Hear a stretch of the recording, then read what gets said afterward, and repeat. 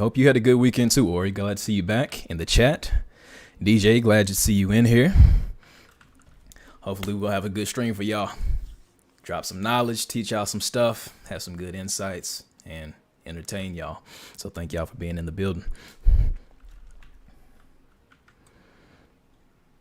Okay, let me make sure our images are not covering anything important. No dying this stream. I can't promise that, Ori. Ty's gonna exclusively die this stream. I can't promise y'all that. Remember, boys, we have to drink every time Ty dies. Yeah, make sure I have some water on deck. Yeah. What is... Oh, that's saying join game. Okay, I just sent you an invite. All right.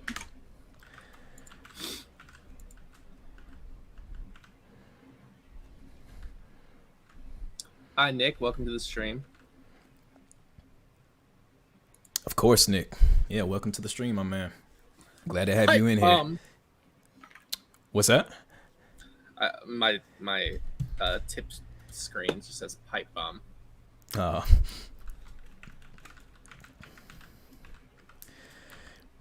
right, cool. I'd say if it's one thing that I would want, if you're already near the crystal and you're not in combat, I would just like to automatically spawn somebody in that you just invited. Yeah, instead of get locked into an animation. Yeah. Relics. Relics can replace your dragon heart, offering unique and specialized benefits. Equip them in your relic slot in your inventory. So I think where we left off last time is we're about to have a boss fight.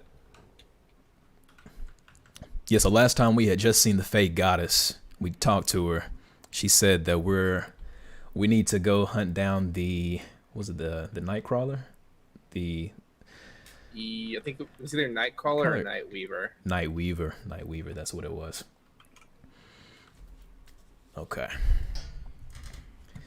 Said normally I can't make most streams due to work, but got off early today. Shoot, glad to have... Man, you got off early and you in the stream. Thank you for your time, Nick. You got off early just to be in the stream.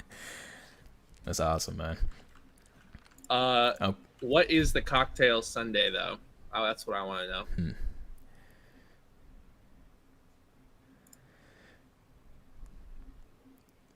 I do cocktail Sundays every week anyway, so I got the drink on lock. I should have poured me some soju.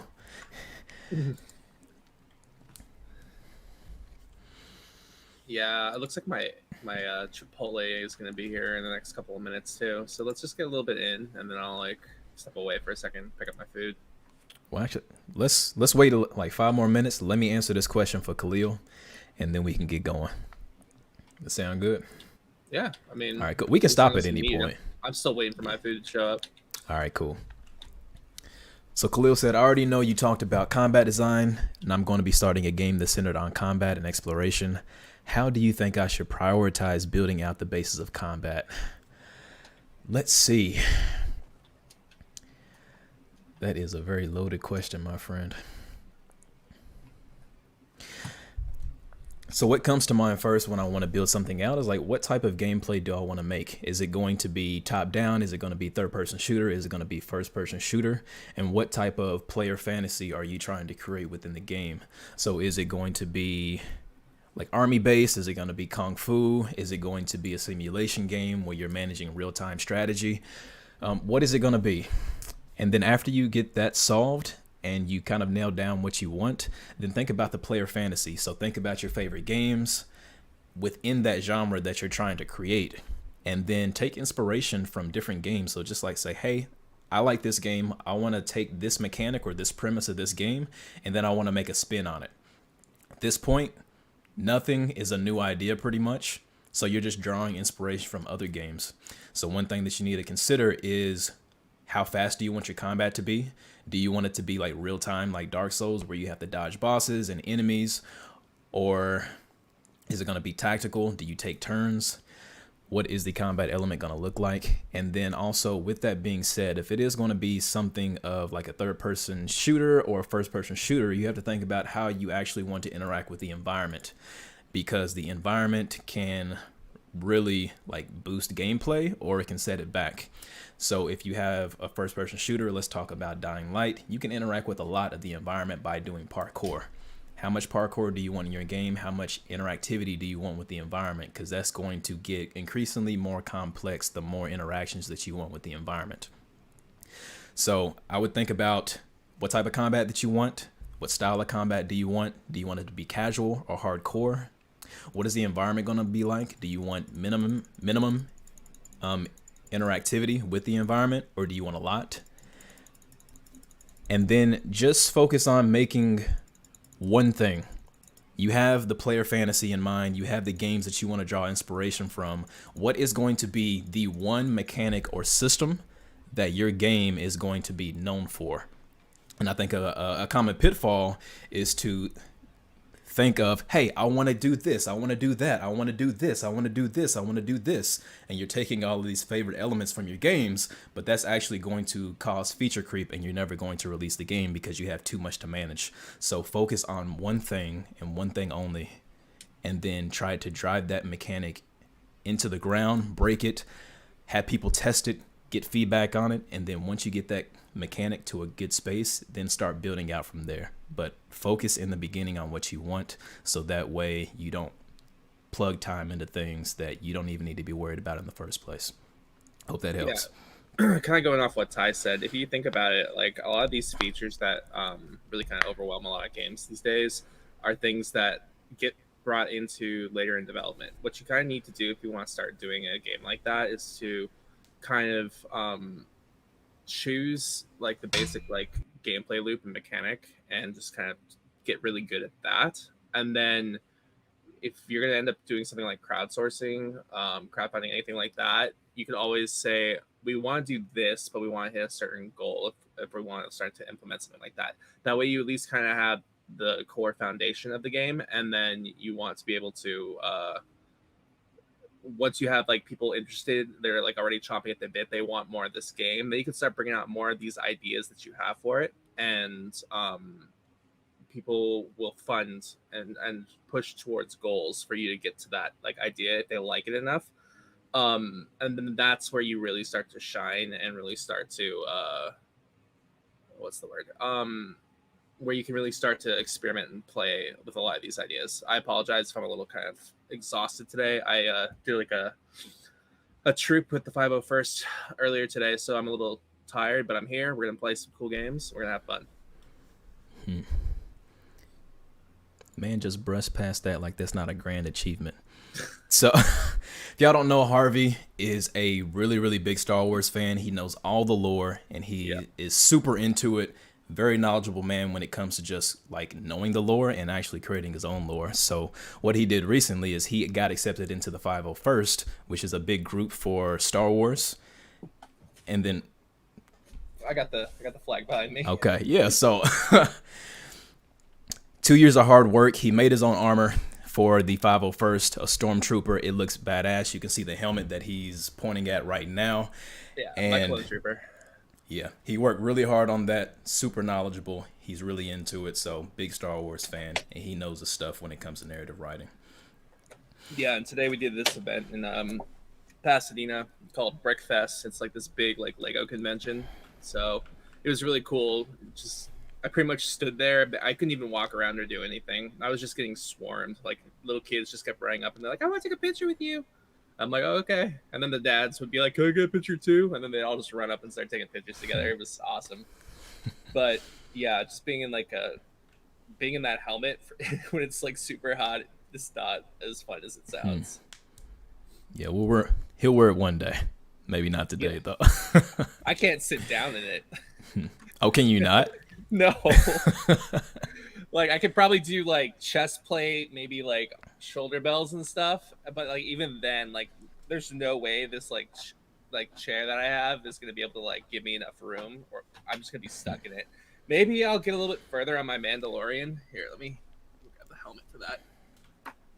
Maybe I'll get a little further on my Mandalorian, and I'll wear that for a stream. I'll just wear it. Hold on, let me take the headphones off. I'll just. Sick. I didn't even know you had a third helmet. That's crazy, man. What happened? I said I didn't even know you had a third helmet, but that's dope. Dude, I got like 4. I have a Vader I'm working on right now too. I think my food just got here, so I'm gonna step away for a second.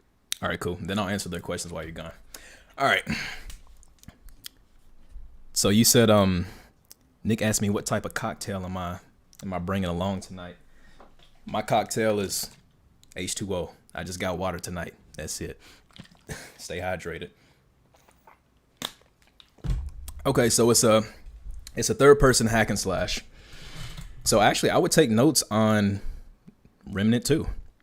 It depends on how complex you want to make your game, but really, I guess find the one thing that you just want to make unique about your game and then kind of go off of it. If you have a crazy mechanic that's just a lot of fun, just go into that. Because at the end of the day, Remnant and Dark Souls, Dragon's Dogma, God of War, they all are third person combat games, but they each have their own little quirks that set them apart. So if you have something fun in mind that you want to do, just try to do that. Focus on that one thing. And then if you don't like that in the end, once you actually have already prototyped it, then, come back to the drawing board. But just draw from your inspiration on what you like and then figure out the one thing that you want to do. That's all I can really say.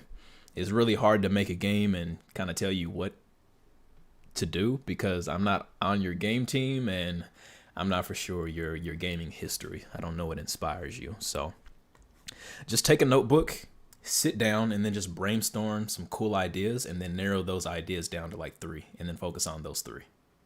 I think that's the best thing that you can do. So, yeah. And then as far as rhythm, have you played Hi-Fi Rush? Is that something that you got into? I think that's been one of the most like critically acclaimed games when it comes to rhythm in recent times. That's supposed to be really, really good.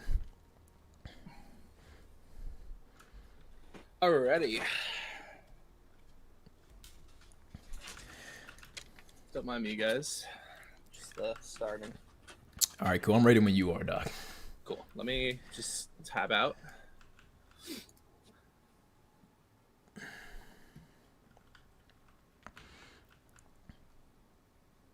Or he said, I wonder how complex capstone projects have to be on your portfolio if you're looking into AAA companies. Complex in terms of elements, loop, and design. When it comes to capstone projects, I think the common pitfall, at least this happened to me as well, is that you think too big. You want to add this mechanic, you want to add this mechanic, you want to add that mechanic because it's what you're seeing in your favorite AAA game, and you have to understand that AAA games have development teams of up to 200 people or over 200 people, depending on how big they are. So the best projects that I seen when I was in college were simple projects that had simple mechanics that was executed at a very high level of presentation. Complexity does not equal good gameplay. And that's one of the most profound takeaways that I have from going to college is stop making everything so complex. Limit yourself so you can polish that one thing and make it quality. Yeah, and kind of goes off of what I was saying with Ty earlier, was if you kind of get your main mechanic down, like your gameplay loop mechanic, and you can kind of show that you have a prototype and you can kind of get further along into this process. If you want to add these mechanics later, you can crowdfund and then you can bring on team members to like help out with stuff like that, which really would help if you really have these like specific goals you have in mind. Mm-hmm. Okay, let's get it started.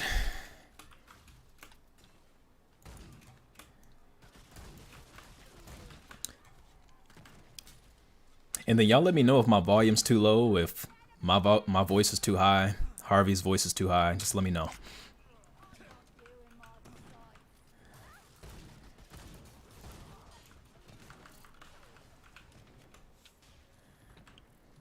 I actually have the aim of a narrative designer. Oh, ow. Got a big boy. Oh, behind you, Ty. Oh, okay, I see him.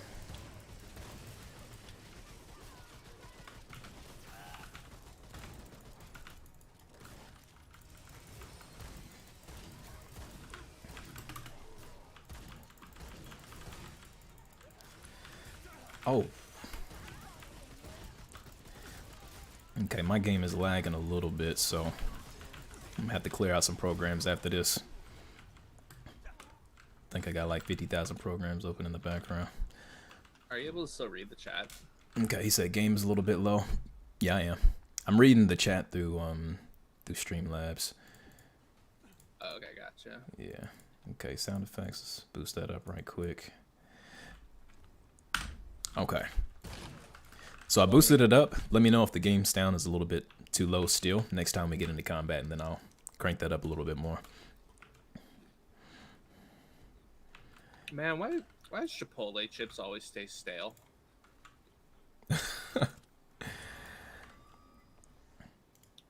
Like, you're paying $6 for chips and guac, and you just get like a half a bag of stale chips. I don't think I've ever had that problem. Like the Chipotle that I go to up here in Washington is frequented. People go to it very, very often. So it's always fresh. Alrighty, we found the boss room. Okay, cool. Let's get it. I wish I hadn't used both my heals, but alright. Here we go. Okay, so you already saw Hi-Fi Rush.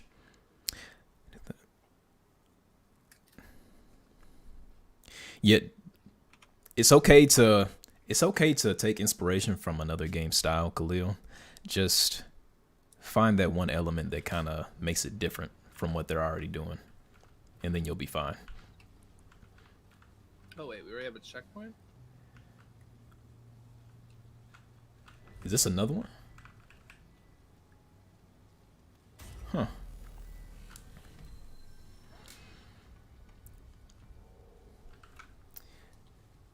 Mutators offer a unique way to modify your weapons, unlocking new mechanics and enhancing their overall performance. Okay.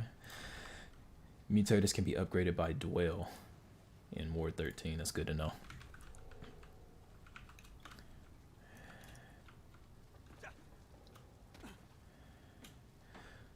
All right, cool. What is the environment storytelling they're telling now? Yeah, the keep it simple, stupid method always works. Like games that are way too complex, nobody's going to want to invest the time into it. I think the only games that really get away with being overly complex are simulation games like Civilization. But even still, they're simplifying that every single year so more people can play.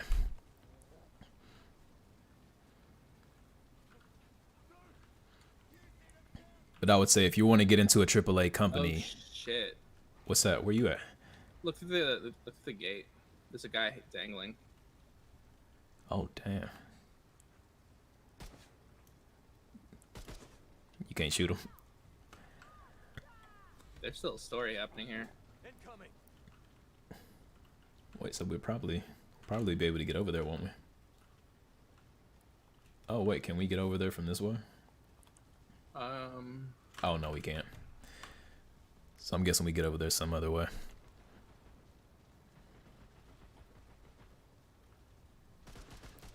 Oh, that's cute. Sit out all day. The dog automatically stop, drops, and rolls if he's on fire.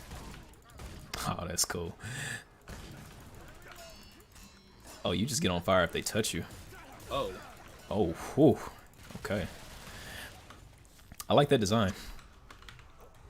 Not if I die though. Dang. Whew. Yo, hold up. Huh.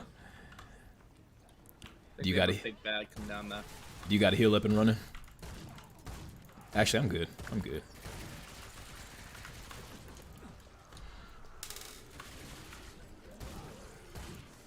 Oh my god. Okay. Apparently, I'm the target. Dude, I wasn't even near it, and it still lit me on fire. Ooh. There we go.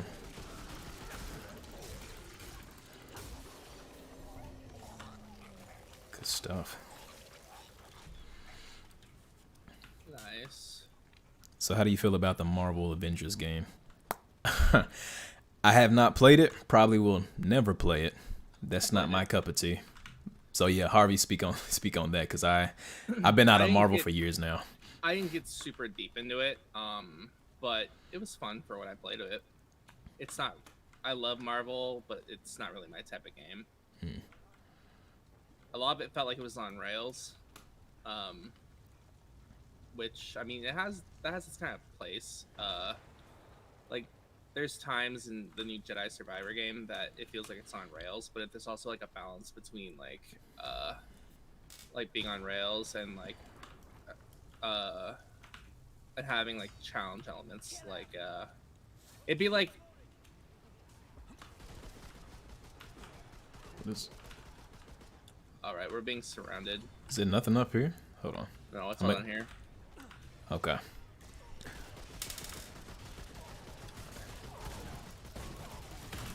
Oh Nope. shit.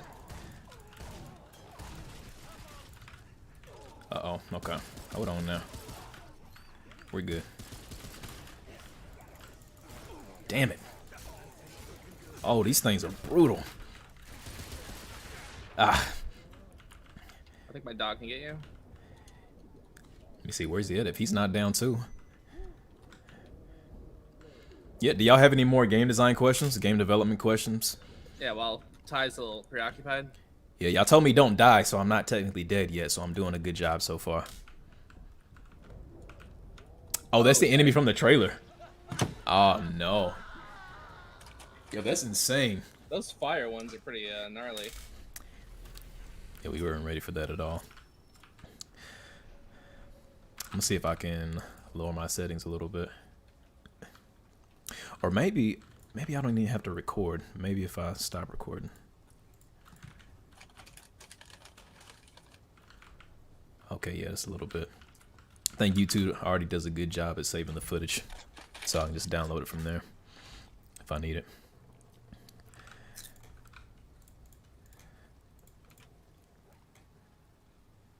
Then video. Let me know when you're ready. Alright, yeah, 1 second. Reduce the shadow quality a little bit. Don't need that. FOV, turn that up a little bit. Let me ask you guys, how am I doing on the munching? Like, can you guys hear me like chewing on these chips? I don't want to be obnoxious or anything.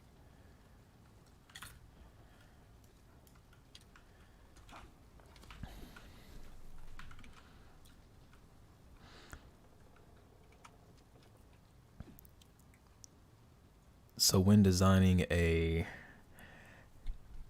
can you rephrase that question, Jonathan? Not quite sure what you're getting at. Ah, okay, gotcha. So when designing a game with good combat, how do you start? I'll tell you that there is no real answer to how to formulate a strategy to make great combat. Great combat is found by knowing what has worked well and then experimenting and prototype until you get the exact feel for the game that you want. So you have to literally find the fun, which is why it's so hard for new IPs to actually come out nowadays when it's centered around action combat, is because companies come up, they have a great idea. That great idea may sound good on paper, but they never end up finding the fun when they're actually designing the game because it's so hard. So you literally just have to keep on designing the game, introducing new elements until it starts being fun. And sometimes, unfortunately, that's just never found. You can be at a studio for 2 years and the game is subpar. And then at the end, when the game is about to release, let's say 2 months before the game releases, that's when the fun is found. I think we got 2 big bads we gotta worry about. Okay. So all in all, you just have to experiment. Experiment.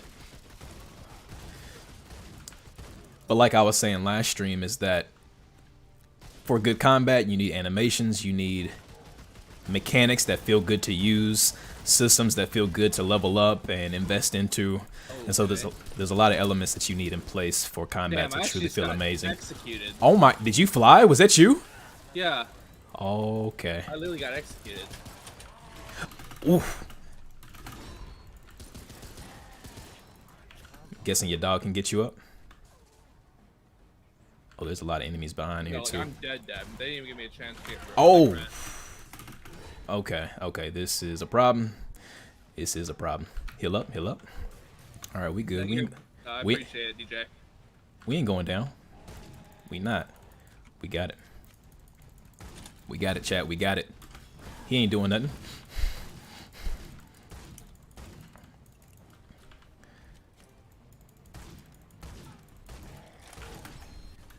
Oh. Oh, come on. Okay, the dog got my back. We good. Good Yeah, boy. it's a good thing I'm a handler. Good boy. Good boy. Oh, you're kidding me. Hey, Oh, no. Holy shit. I ain't He even did that sweating. exact same shit to me, and then I got executed. Oh, my God. Okay, so I gotta find a new stone. Let's see if there's one up this way. Dog got you up? Yeah, the dog got me up. No way. Why is your body highlighted? Such bad manners. Oh, and I can kick you around too. That's the disrespect. You can kick me? Yeah. I don't even see my body on your screen. Yeah, you just ragdolling on the ground.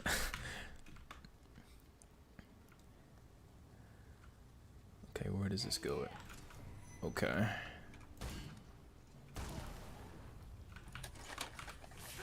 Okay, where they at? Wait, who? Oh, no, no, no, no.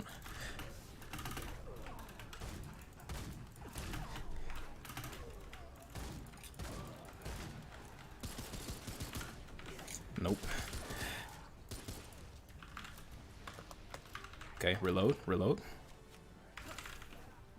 Well, I guess I can't.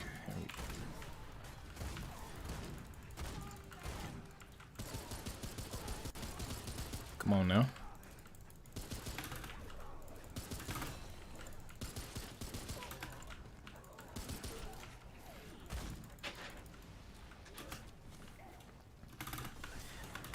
Oh.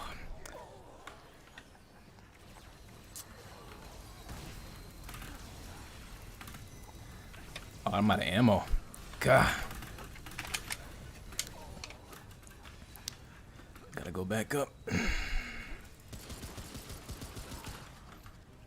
Absolutely love how the enemies have friendly fire as well on their side. Oh, not this dude. Okay. I need more ammo. Let me go ahead and replenish my ammo right quick. Alright. Nick, I'll answer this question right after combat, my man. Just give me a second. Okay. Hey Harrison, welcome to the stream. I think he has a recording of it, but I'm not sure if we're releasing the full thing or not. I think Ty's gonna mostly pull different highlights from the original stream and then post clips to that. Oh. Since that's really where the valuable information is. Oh my god. That's tough. We're gonna need a different someone's got to strat. be the guy who's eating his food while the other guy's playing. So I'll answer questions when I'm dead, which will be often. See, I'm not the only one dying around here. Get off my back a little bit. It's a hard job. Someone's got to do it. Okay, Nick Jackson said, for a third-person action adventure style game with combat similar to Dark Souls, which would work better? A hit scan off of the weapon or utilizing an overlap volume on the weapon if you're using UE5? I think hit scan is mainly important for first-person shooter games because that deals with distance and bullet drop-off, and those are two drastically different feels when it comes to first-person shooters. But if you're going to be doing third-person, then I would recommend majority of the time that you do a volume. Because you actually want to, with hit scan, it's all about timing. With volume, it's more about actually colliding and making sure your animations are coming into contact with the enemy. And so that's going to feel a little bit more physical in the space for the game. It's going to make your hits feel like they're actually landing. And then I don't know if you've seen like Elden Ring shorts where people do like these crazy maneuvers with the sword arts and they're able to dodge an enemy because the hitboxes for the weapons are so finely tuned that like the smallest space that an enemy misses you it misses you because they require you to actually have contact with your weapon to the enemy in order to score a hit. So that feels just a lot more like realistic. So hit scan is mainly used just for aiming related things, not necessarily melee combat. Let's see. Harrison said, thanks for the stream and all of the industry info you share. It's super helpful. Unfortunately, I missed the first stream. That's okay. That's fine. Just be here when you can.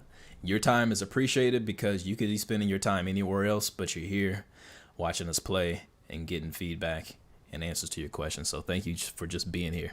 That's enough for us. Thank all of you guys for being here. It makes streaming a lot more fun when we can actually interact with you guys. Oh, yeah. And then, yeah, I pretty much answered the rest of his question. You're going to be posting, like, the highlights, right, from the first stream? Yeah, I have the recordings on my computer, and then I'll upload those for you all to watch. All right, time to get absolutely wrecked by that guy again. Okay, I got some trait points, so I'm going to use that right quick. Oh, yeah. To maybe help out a little bit. Okay, go ahead and commit those changes. Yep. Oh, no, I don't have any trait points. Never mind. Then is there anything that we can do? I have no mutators. I don't think Hot Shot is going to work against these enemies as well. Do I have mutators for this? Nope. Wait, can I have Hot Shot on my pistol and my... No, I cannot. Okay. Man, you were right, Ty. This Chipotle slaps. Oh, dude, it's so good. Any time of the day. It's right there for you. Absolutely slaps.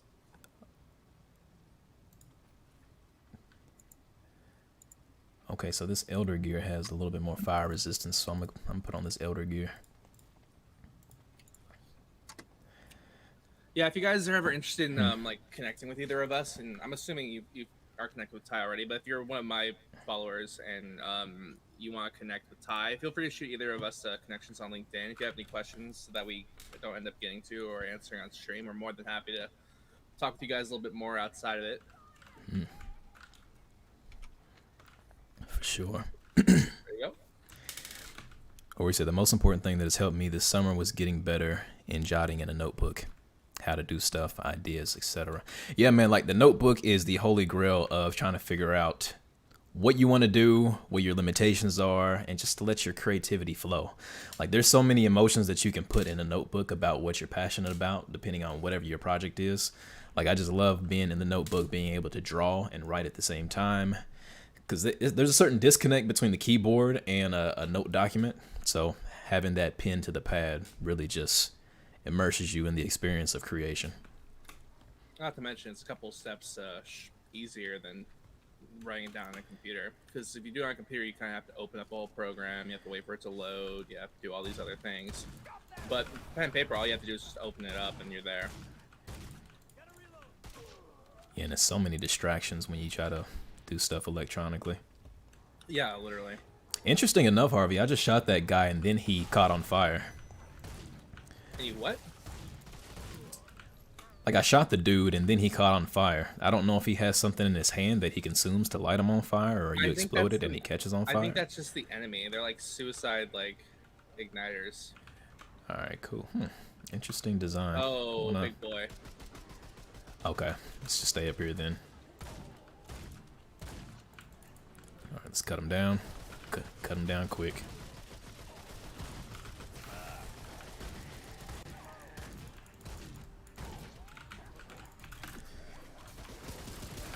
God, come on now.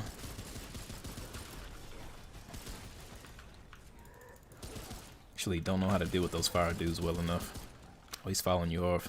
I got him. All right, cool.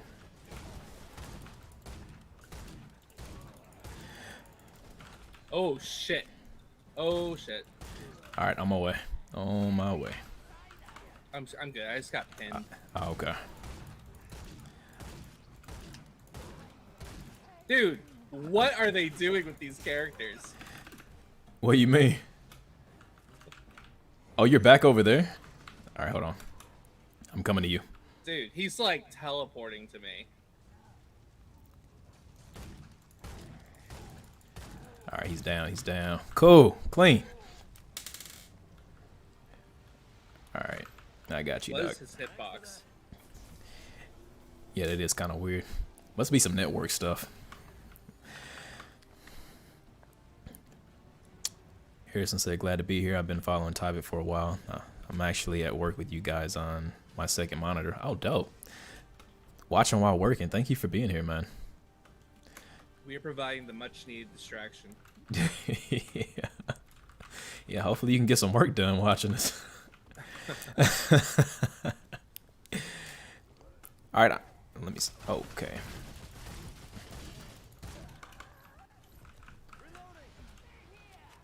Okay, we got some enemies down at the bottom.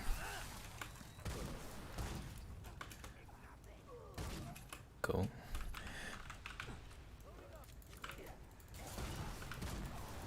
Oh, they just ignite on fire as soon as you hit them.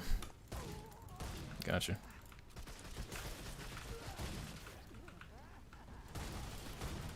Oh, they douse themselves in oil or something. That's what they're doing. Back up, back up. Okay. Man, getting shot in the back hard. Damn. Man, Tyvic, get out of the way. Can't help it, man. Dude, did you ever play Star Wars Battlefront, like the new Star Wars Battlefront games? I played here and there, but I never did own it. Dude, chat, if you guys played, like, let me know and, like, go with me on this. Was there anything more annoying than when you're playing as the heavy class and you got the minigun and you, like, finally have it off cooldown and you can just, like start to use it, and then one of your teammates just runs in front of you and does not get the hit to get out of the way while you're, like, unloading your, like, minigun barrage? I'm not saying Ty's like that, but... Yeah, he is. Oh, shit.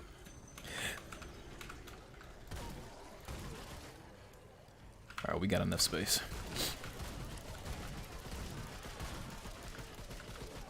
Okay, so good news. If we do cause them to light on fire, they do ignite everybody around them.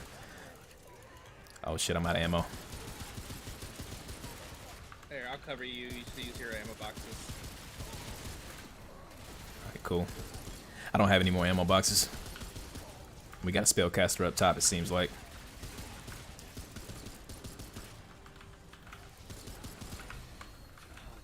Oh, we're getting surrounded. Yeah. I'm gonna take down the spellcaster over here.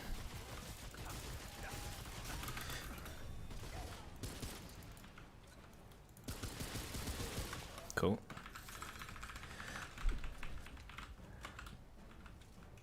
I love when my enemies oiled up.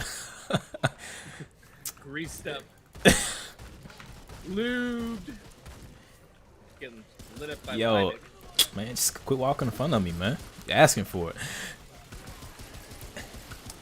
Dude, What is look this at enemy my dog. doing? Dude, look at my dog. He's all bugged out. He's not even moving. Okay, yeah, that's... Posing right now. His enemy's just like constantly vomiting. It's definitely a bug. We take those kills regardless, though. Dude, he's not If he dying. he ain't even dying. Well, that must be an interaction with the dog or something.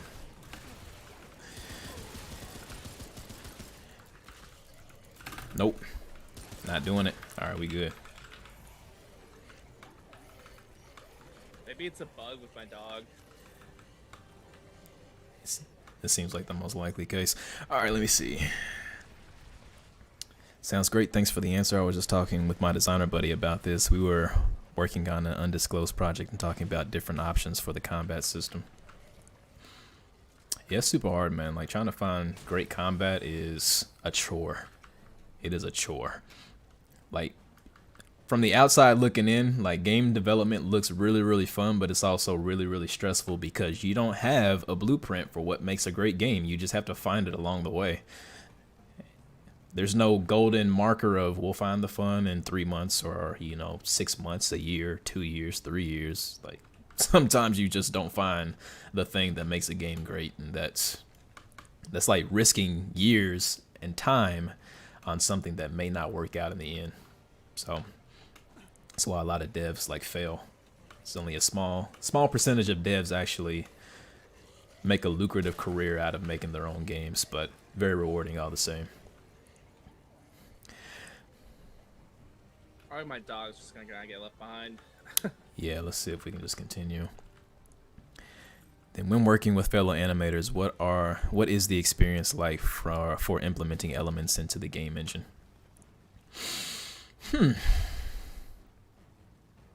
Well, you would just kind of spark up a discussion about what type of animations that you would need.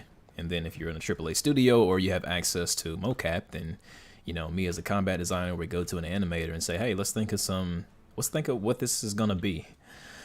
And then maybe you act out the animations that you want in the game. Maybe you look up online about, different weapon types that you want. So if you are designing like a heavy axe or something and you want to look up heavy axe techniques that the Vikings used to use for reference, then you would do that. And then the animators would go to work, make the animation. And then if you're a combat designer that is on the technical end, kind of like me, then you would be able to take those animations and then slot them into the game and then check them out. And typically, like an attack animation is split up into several different attacks, not just one. So an animator may make an attack for you, and then it's all one motion, and then you can split it into, let's say, 3 pieces, 5 pieces, sometimes 2 pieces, sometimes 1 works. But depending, you would take those segments of the attack animation, and then you would add those to the game, and then you split those into different segments so you can, animation cancel, or you can control the speed during various times throughout the animation. So I think in Unreal 5 they made that a lot easier by animation montages, where you can take strips of the animation and then change the speed on them to get the certain type of cadence that you want. Let's go ahead and return to Ward 13 so we can upgrade some stuff. Sound good? Yep. Launch it. Yeah. Cool.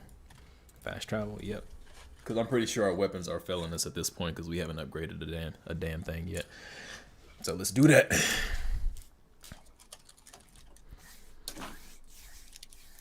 Yeah, we have the ability to swap between melee and range combat, so not sure if we are going to do projectiles or hit scan for the range combat. How accurate do you want it to be? Nice.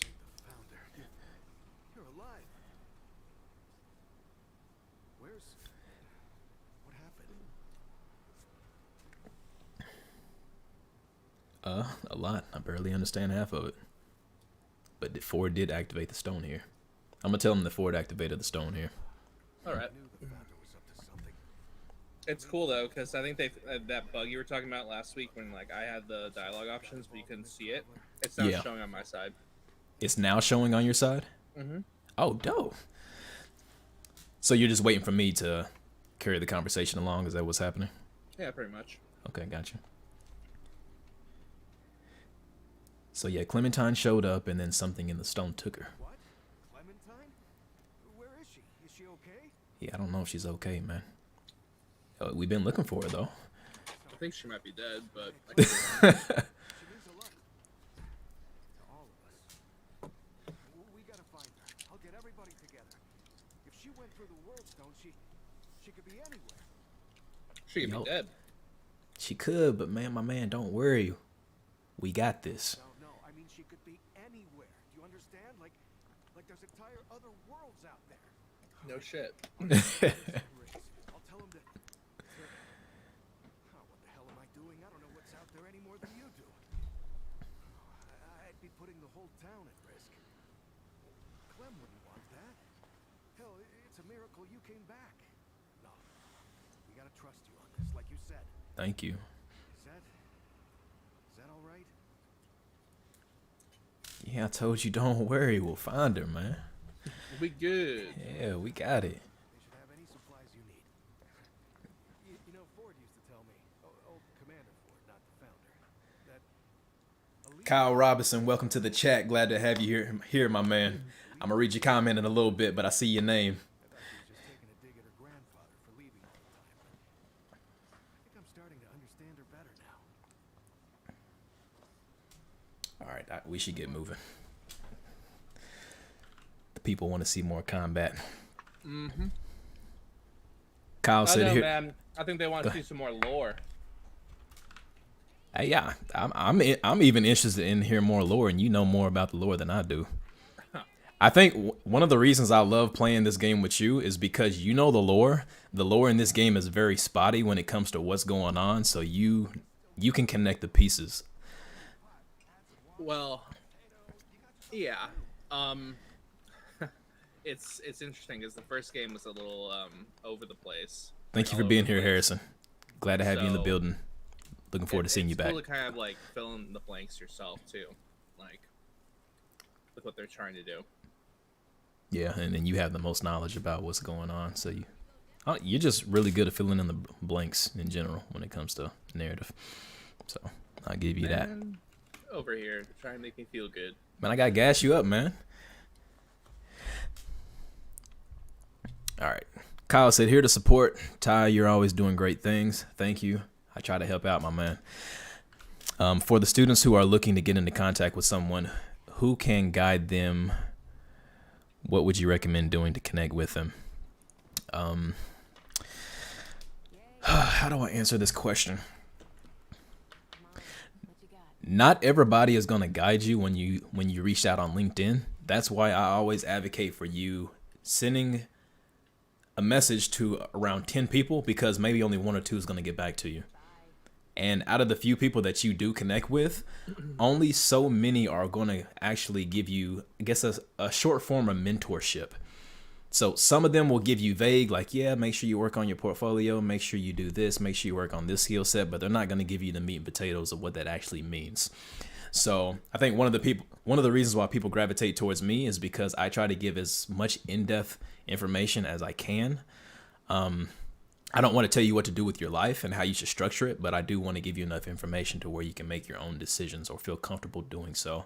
So there are only a few people on LinkedIn out of a group who are going to do that for you. So keep on reaching out at the studios of your interest and get the people that are in the positions that you want, and always try to ask, how can I improve myself? Can you look at my portfolio?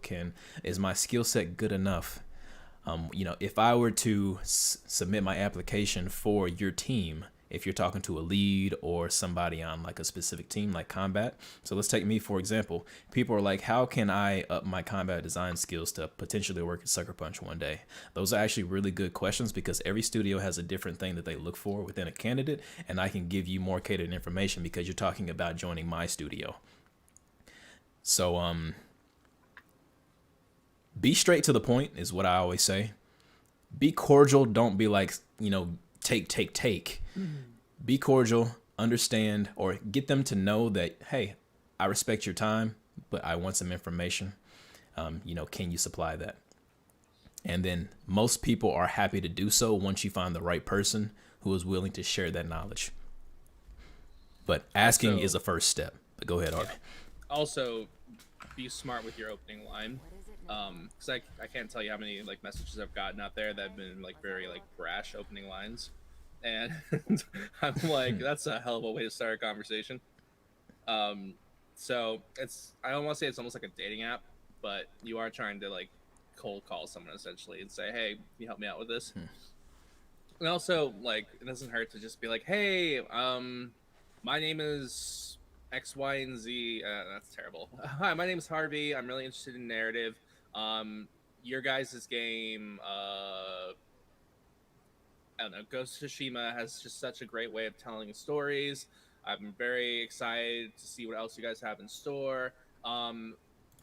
In fact, I was so inspired by this that I wrote this. Would you mind giving me your thoughts on this? If it's something that has to do with their studio, they probably won't, just because they have a bunch of like, they're kind of concerned about like copyright stuff. So you kind of have to be careful with that. But if it's just kind of like a generic, like same tone, same like kind of world building, storytelling kind of stuff, but it's not their game. Sometimes they'll like say like, hey, yeah, I really enjoyed this. Like, this is great. You should really work on your character voicing. You should really work on your descriptors. You should really work on your dialogue, and they'll give you constructive criticism. And then ultimately, it's up to you to take those constructive critiques and then apply that to your own writing. Or even if it's like combat. I know a lot of you guys are here probably for narrative, but like for combat, it's the same thing. It's like, hey, I'm a huge fan of your work on Devil May Cry, and so I designed this character to do this, and it's very similar to this. Would you mind giving me your thoughts on it? And then you send them like a YouTube clip, or even better yet, if you can send like a file for them to like play like a demo of your game, just so they can actually play it themselves and they can kind of react like real time, like, oh, these hits need to be stronger, your mechanics need to be a little bit better, the animations could be better, and then ultimately, like I said, it's up to you taking that criticism and then not being all butthurt about it, and making the changes. And there's gonna be a balance between making the changes um and completely doing exactly what they said, but also you should like take what they said and then kind of, it's still your art, it's still your like your ideas. You should take what their critiques are and then still kind of put them in your style, but make relevant changes, and then kind of see like break down like what their critiques are and why they said that, and then kind of look and see if maybe you have like a bigger root issue. Does that make sense? Really good info. Yeah. So just let me know when you guys are ready and we'll keep going. I'm gonna shut up and eat my bowl.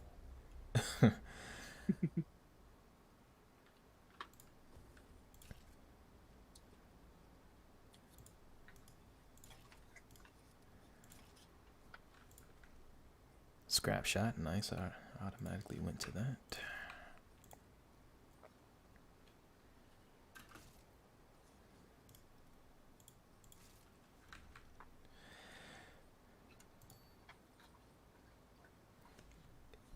Increase gray health regeneration rate by 2 per second. Yeah, I ended up switching one of my rings to that. It's actually pretty good. Let me see.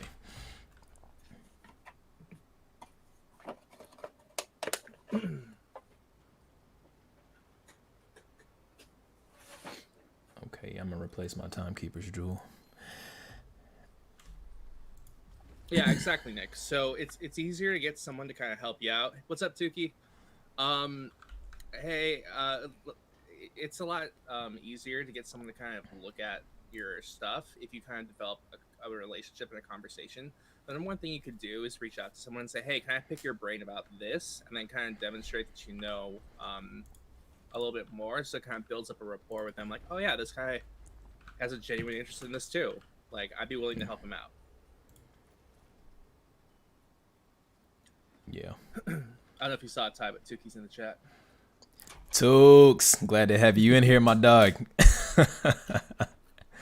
Always good to have you in here. You ready, my guy? Yeah, I'm just checking some stuff right quick. Switching back my armor to what it was.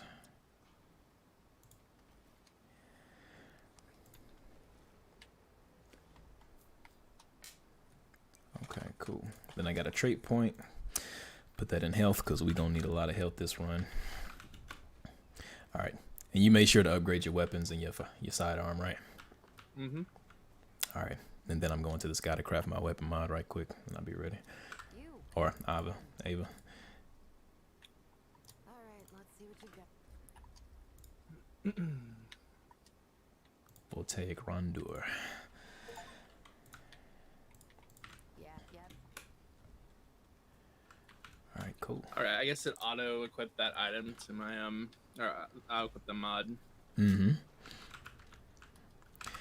All right, ready you are, my man. All right, let me upgrade my vigor real quick. Let me see. Let me see the stats. Whew. So It's a yeah, little toasty in here, but I have to keep that fan down so you guys don't hate me. yeah, he's making the grand sacrifice right now. It is toasty. So listen, man. Last stream we had 4 concurrent people throughout most of the stream. Right now we have 13 concurrent people, individuals, in the chat right now. So thank y'all for being here. Love seeing more of y'all in here, interacting with y'all, answering y'all's questions. Overall, thank y'all for being here. Yeah, it makes our Sunday night much better. All right, let's go back. makes a Sunday night better, and Sunday. makes Sunday? makes a Sunday night. Somebody meme that. Sunday nay. Makes the night better, and we had a little bit of a rocky start in the first 10 minutes here. Nobody showed up hardly, but Ori came in clutch. Nick came in clutch. DJ came in clutch. Everyone came in clutch. Yeah, then everybody came in clutch. So thank y'all for being here. Yeah, I think everyone Yeah. just didn't know that we were gonna do this exclusively on YouTube, so that's probably part of it. Everyone was probably on Twitch just waiting. I should set up that double stream though. That'd be nice. Okay, where are we going at? That'd be interesting. You have to like watch two chats though. I think, well, for me in Streamlabs, I want to say both of the chats combine into one. And so maybe I can display the chat on my side if you wanted to see the chat combined. I don't know how that works. Where the hell are we going? Let's see. Let's go this way. Yeah, it's Okay. back the way it came. Oh, so now we got a lot of people. Ori said, I believe someone with technical knowledge and their expertise can separate themselves from ones that can't properly speak the language. You are 100% correct, my friend. Anybody who has any type of technical prowess is more of a preferred candidate than those who don't have it by miles. So always have some technical skill, no matter how small. It's going to help you out in the long run.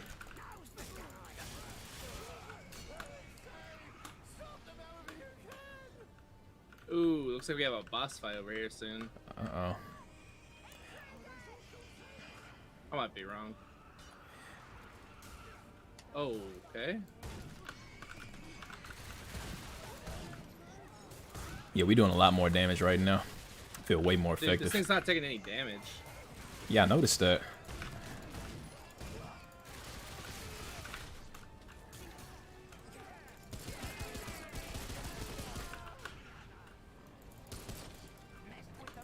Nah. Oh, we have to protect him from being lit on fire. They're trying to light the pyre to light him on fire. Oh god, my dog's down.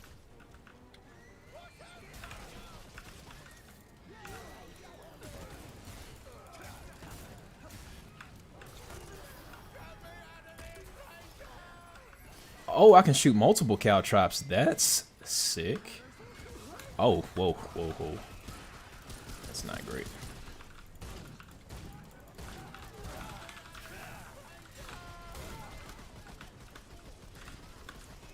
Got a big fella coming in.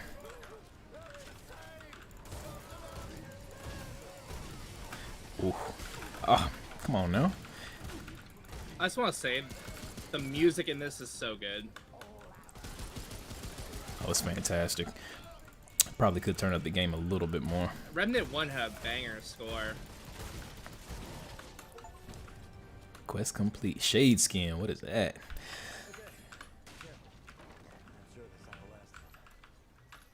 Okay, so we rescued him. Can we talk to him? Yeah, what's up, man? Thank you. I got to be honest, thank you. Oh, they would have burned me alive. Yeah, what did you do to deserve this? I only told them what I saw. I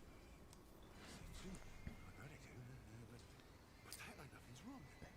They even tried to kill me for calling it out.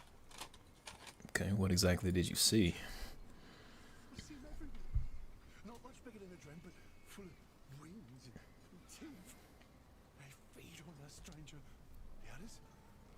They see him too. Yeah, they'll fight him off, maybe avoid him while a dren dies at their feet, but then they do nothing. Move on like nothing happened at all. And when I tell them, well, I won't stop talking about what I know is true. To help them, you understand? Well, it's sort of true. Yeah, Interesting. yeah. Why are they like that though? I think the better question is, why am I like this? Why are you I think making it's this a? supposed to be the Fae. Because sometimes I wish I could forget everything like they do. Interesting. This is all fine. Are the others like you? I knew them, but I ain't seen her in weeks. After what happened today, I suspect I know what happens to anyone who talks about what we see. Nothing's safe here in any case. Thanks again, stranger. And watch yourself. The Dren don't much like outsiders. Okay, so we're fighting the Dran. All right, let's see if this ring has anything to do with the Dran.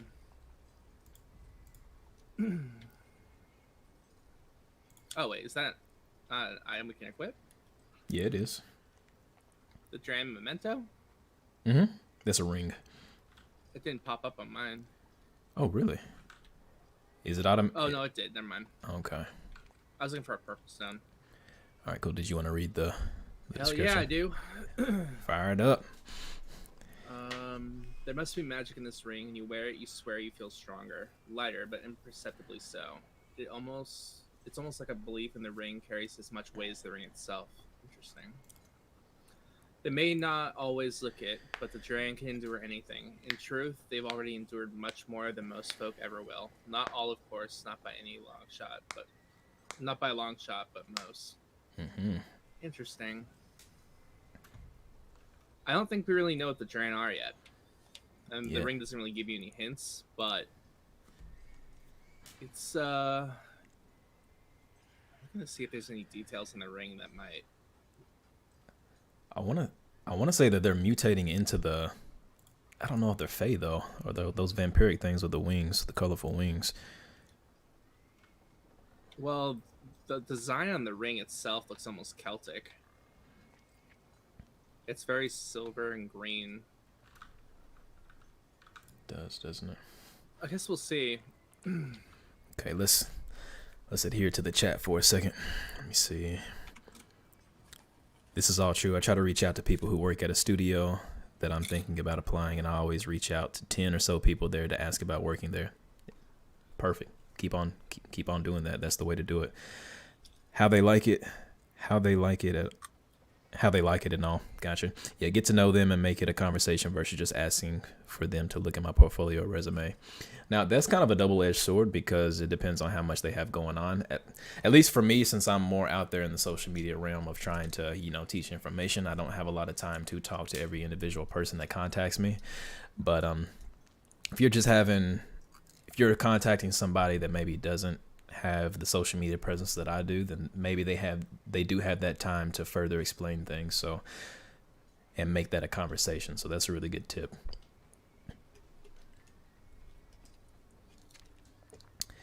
Then he also said, I was trying to get there. I missed the last one, but saw the highlights on LinkedIn. Completely cool. Probably get some more highlights pretty soon. Oh yeah, most definitely. Once I saw it post for upcoming today, I was like, bet, I'll be there. Yo, my dog, thank you for being here, man. And he then did he it. did it. The follow through. He actually showed up. Man, that's half the battle right there. Yo, that's what recruiters love to see, the follow up. The follow through. Man, Yeah. follow through. Growth is growth, so 4 people to 12 is growth and still great.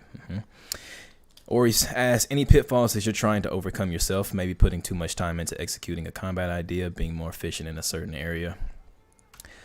I think the overall pitfall for any type of game developer anywhere is spending too much time on one given thing.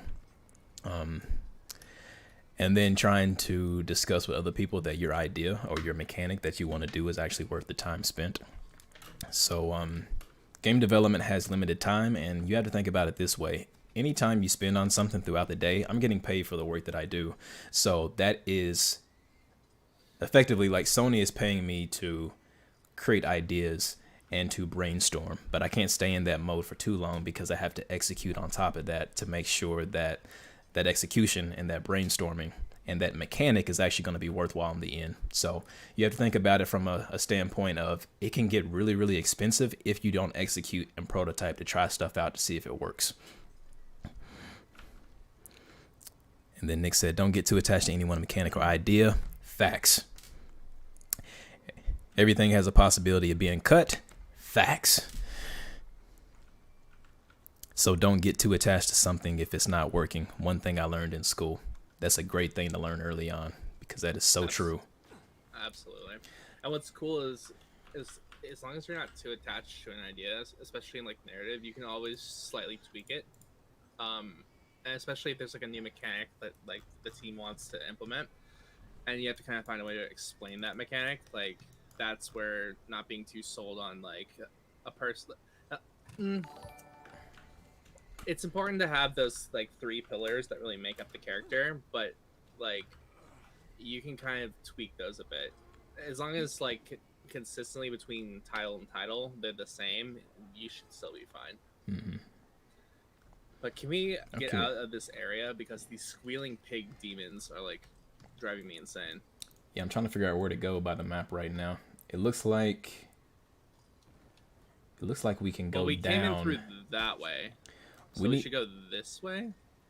Well, we're at a dead end pretty much right now, so we need to wrap back around. We need to go to the checkpoint, teleport to the other crystal stone, and then go the opposite direction that we went, I believe.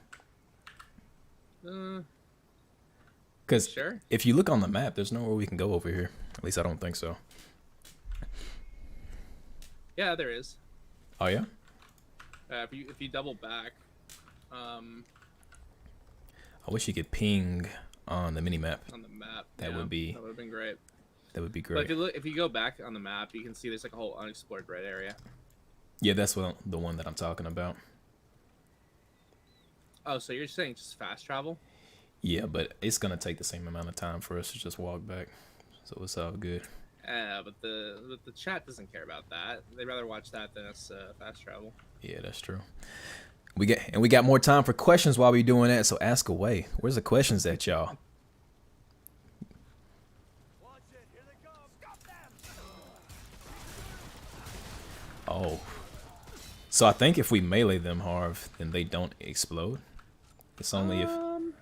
Test that theory. So let's see. If we just melee them. Yeah, if we melee them, they don't ignite. That's pretty dope.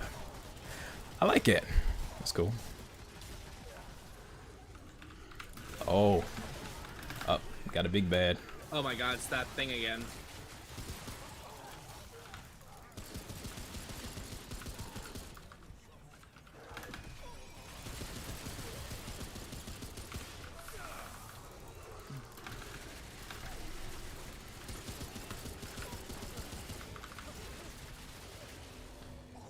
Oh, that was really easy. Everyone okay? Man, nice.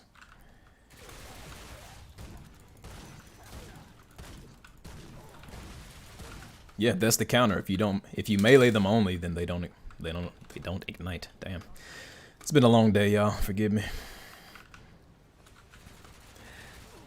Oh, I got. my dog's got me. All right. Does that use one of your wake stones or your dragon hearts? I don't think so. I think the dog has its own separate one. That's nice. Actually, it does. Harv's audio and the gameplay audio are pretty low. You got it. I'm gonna crank them up. My audio's low? I'm gonna crank them up. Hey, man, no one cares what I have to say. Clearly, Nick. Whoa. Ah. Okay. We got Katie in the building. Okay. You see that, Harv?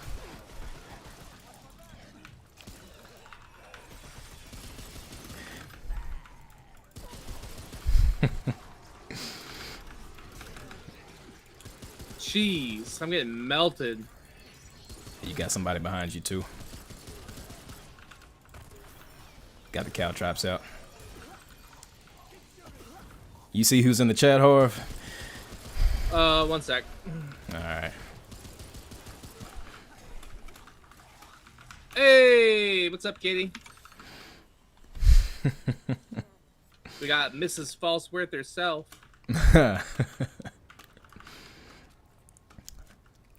I'll never tell no lies. Yeah, I never tell no lies. Yeah, never. Who, me? Never. Most of the time, I don't. Ty, do you work remotely? I am hybrid. So I actually moved up to Washington so I can go to the studio. During COVID, I was full remote working at High Moon Studios, and I really miss being in office because I like to connect with people. I like to know my teammates and actually interact with them in a physical space. So moved up here, And sometimes I go into the office, sometimes I don't. Sometimes I go into the office for the entire week. Sometimes I stay home for the entire week. Just depends on what I'm working on, how much communication I need with my teammates, or essentially just how I'm feeling. So I got options, and I'm very fortunate to have that option. I think we jump up here.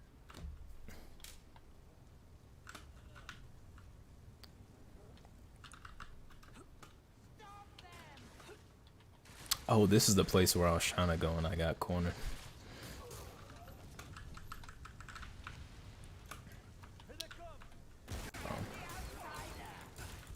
Or I'll light myself on fire. That's cool. Very easy to do. Also, item over there. Excuse me. Where you at? Where'd you go at? Down the ladder. Where the... Oh, okay, there we go.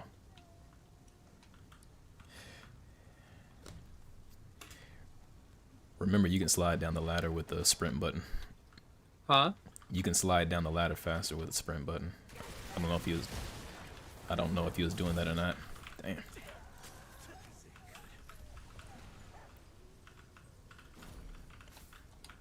Man, you just messing your dog up, man.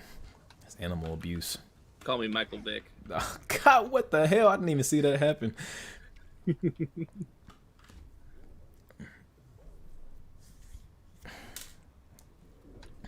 Man, I'm finding all this stuff. What are you doing? You're not even exploring. Man, I'm down, dog. Oh. Come help me out. My dog. It's a fire dude right here. Watch out.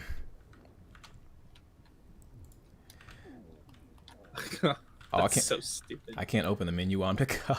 Wait, where's my dog? Oh, my dog's got me. Okay, hold on.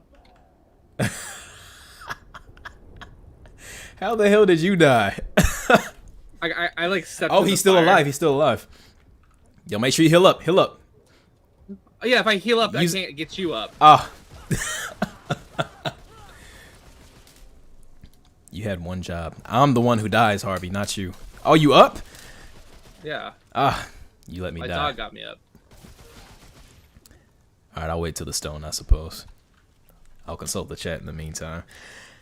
Yeah, why don't you be a good host? Yeah, I'm trying to out here. I'm trying to. Dude, what is with this fire?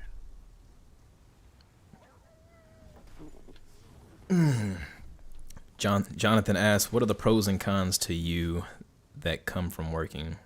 Okay, what are the pros and cons that come from working from home? Oh my lord. Ooh. If I was still in think California, oh, go ahead. I was gonna say I think one of them is definitely self-discipline. Very true. This man catching himself on fire. There's gonna be days that you don't want to do anything. Yep.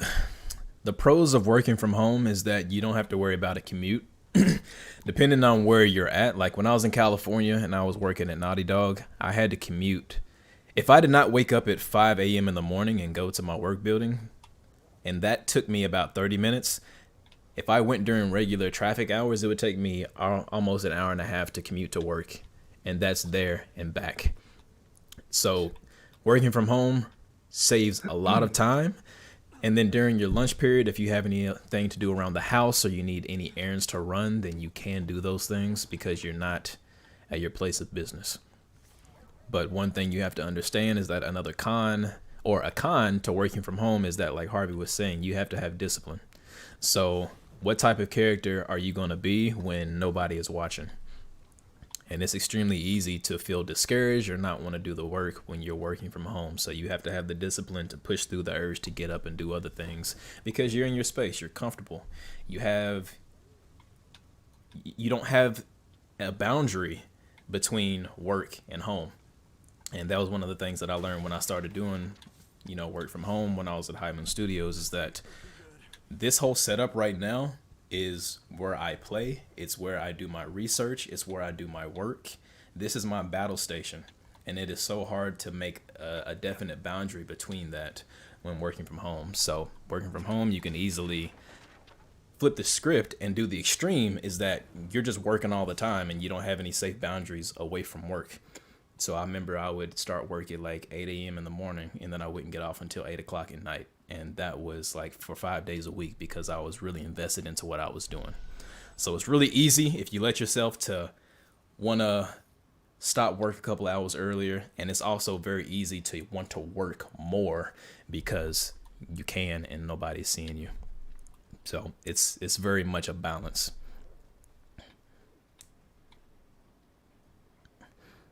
Yes, this is my second death. Thank you for keeping count, or keeping me honest.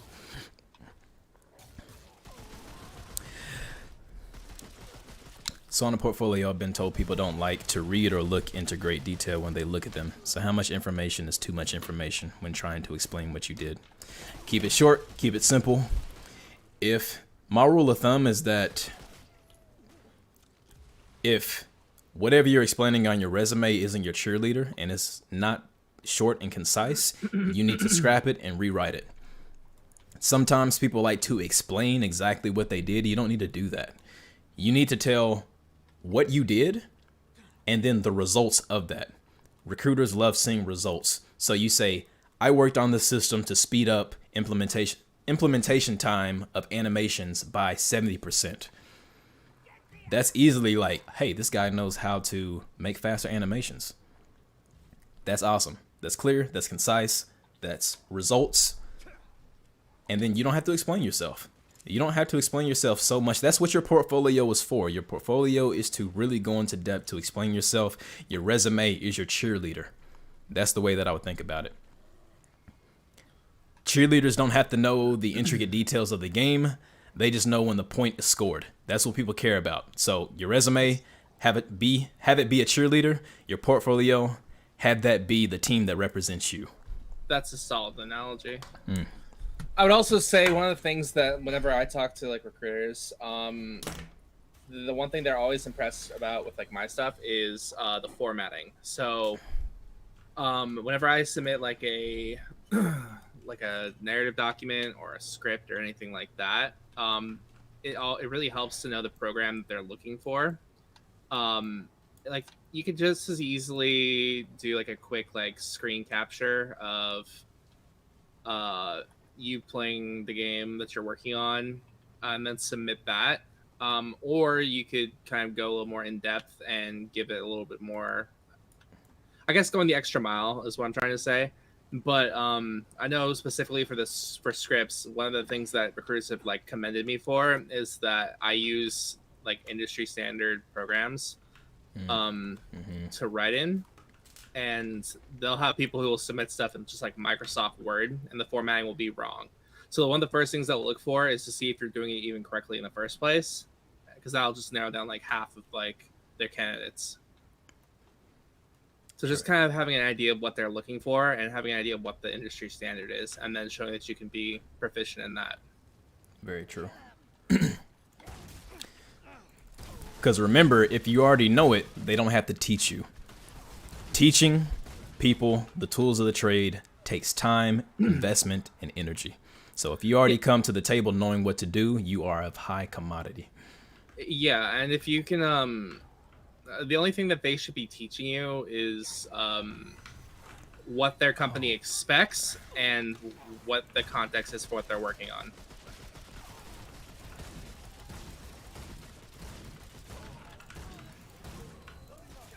Like college in your free time is where you should be learning these programs, not on the actual like job field. Preach.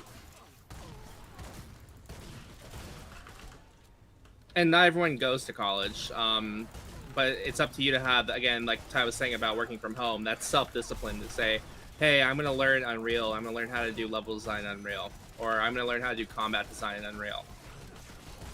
And then knowing what the studios you're applying to are like using as their system.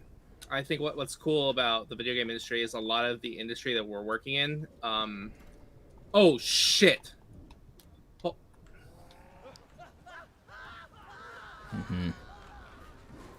My dog didn't even attempt that there. Sorry, guys. Didn't realize we're just gonna get wrecked like that. Should we try going somewhere else? Do you see like how there's like a yellow token above this like corridor? Maybe we should go back this way. That means explored. You see on the map where you can kind of go down a little bit? Well, that's just a room down there. I'm not for sure what's down there, though. I've already like cleared the entire area. Okay, yeah, let's go somewhere else then. Let's go back.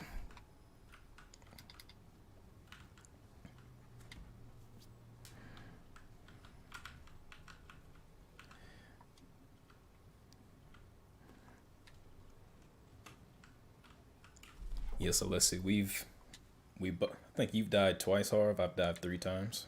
I've definitely died like 3 or 4 times. 3 or 4 times, okay. There was that one big bad that just kept wrecking us. Okay, yeah. So y'all should be drunk by now, effectively. That's what we're saying.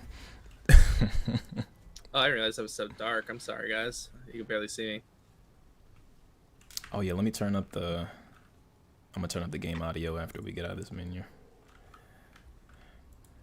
Let me see. Okay.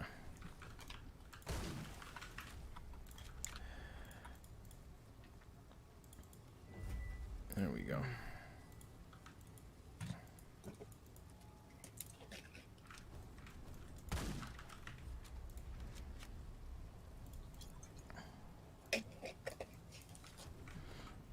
All right, let's get out of here. Or at least let's see where we need to go. Explore next. Let's go to awesome, the Forsaken Quarters. Okay. So let's just go there. All right. We have to take that doll back to that one chick too. Yeah. It's probably a good thing to do.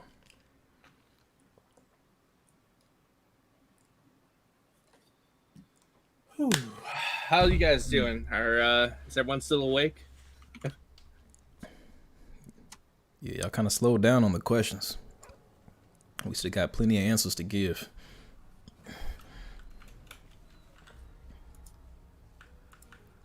Okay, yeah, there's so much unexplored stuff here.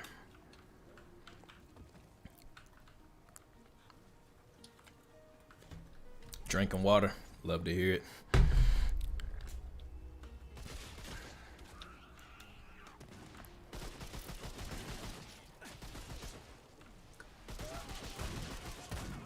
Well, we have been to this area before, but maybe not over here. Well, at least our schools aren't shooting galleries.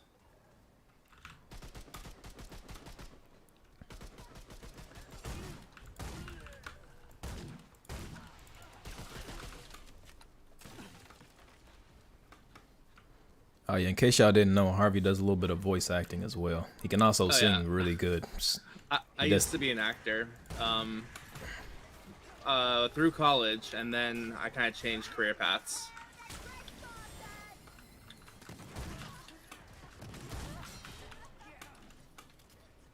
I miss it, but it's not really sustainable.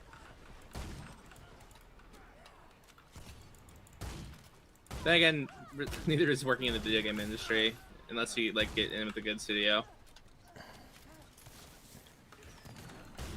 Ah, shit, that's you. You can't be out here looking like an NPC, man. Like an enemy. I wish there was some type of indicator so I could see that that's Got you. Jack the Ripper over here with his scythe.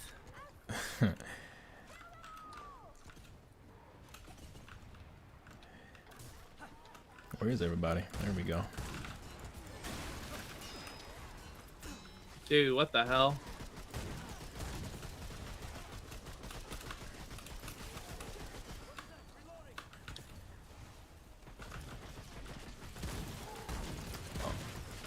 Oh, that. Oh.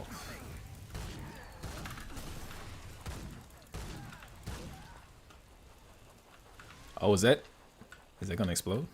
Nope.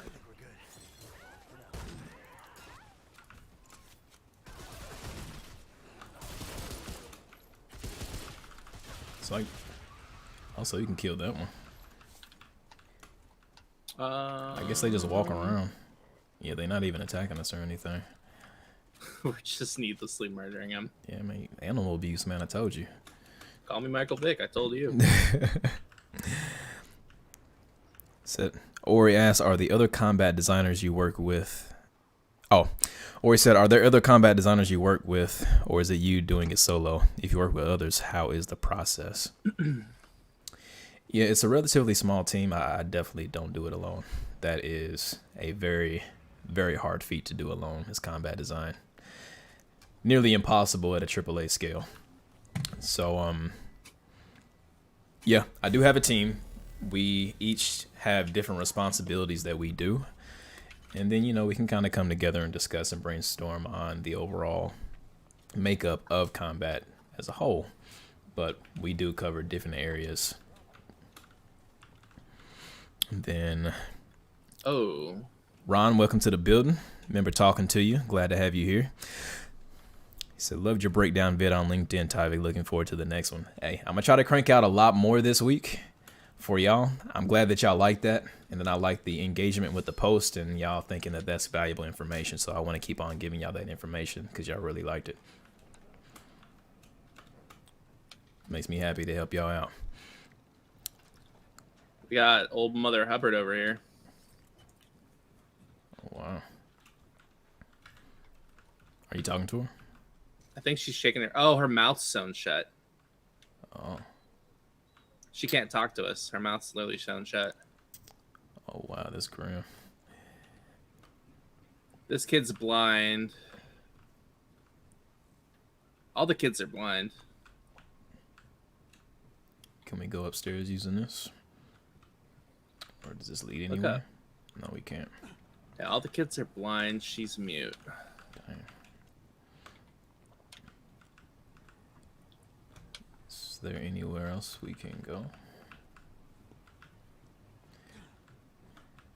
Make sure you spend your trait point too if you haven't. Oh yeah, you're right. Shade skin. Increase elemental damage resistance. I'm gonna actually do that. Okay.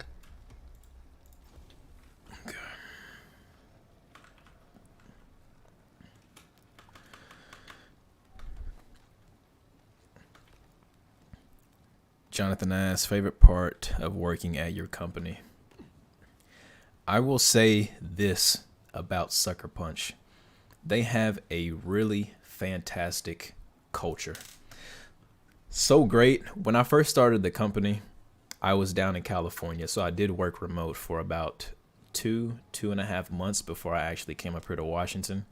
And when I stepped in the building for the first day, the founder of the studio came up to me like I was a celebrity. That was like amazing to me. The culture at Sucker Punch is so like heartfelt and welcoming, and everybody there wants one another to succeed the best that they can. And that just the founder coming up to me and talking to me and saying, "Hey, been looking forward to you making your way up here," shows that they take care of every individual person in the studio, and I love it. So it is a great place to work, great people. They really do care about you. They care about, you taking care of yourself over how much work that you can do. So if you do need a mental health day, they don't care about that. Take the day off, recuperate, come back. So it's just a very good culture to work at, and I love it. Nothing but high praise. I love when studios are like that. Yeah, it's awesome. I will say one of the nicest and coolest studios I've ever interviewed with was actually Gunfire, the company that did this game. They were one of the few studios that doesn't just blind reject you if it's not going to be a good fit. They give you constructive criticism, and they assure you that the reason that they didn't move forward with you had nothing to do with your actual skill or your talent, but it had to do with not being the right tonal fit for them, which is awesome, especially in an industry like this where you can easily just get blind rejected by tons of studios like Blizzard or Riot or anything like that. Gunfire really was probably the most unique experience I've had interviewing for a company in that regard. And hands down, it didn't work out that one time, but I would work for Gunfire in a heartbeat just because of how they treated me during the interview process. Yeah, they're really good. They're a great company. Really, really great. Where you at, man? Lost you. Oh man, where you at? Left me alone, man. Man, What if I die? Who's gonna be there to revive me? Come on now. I don't know, my dog. Yo, keep up. I like to know that your dog is a better homie than you when it comes to reviving me. You wanna know why? I see where my loyalties lie. He's my dog, that's why. You've trained him well, sir. Maybe you shouldn't die. It's asking a lot. Where the hell are you? I wish they like showed your blip on the mini map or something. That would be nice. Oh, you're... What the hell? Ooh, level 4 hunter, level up, cool.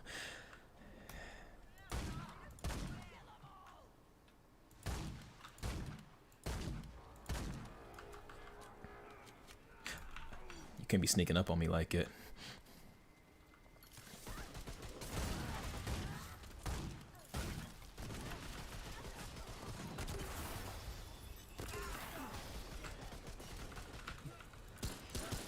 Dude, the combat when you get hit with like an infected cleaver is like really satisfying. Oh, when you get hit? Yeah. Shoot, that's Like good taking game. like a cleaver to the face really feels like it. It's great game design. If you can praise getting hit in a game, that's good game. It's good game design. I expect nothing less for this game. Yeah, they've done a phenomenal job. Oh, no, thank you. No, no, no, no, no. All right, I'm gonna get to the questions after this combat encounter. 1 second. I see y'all.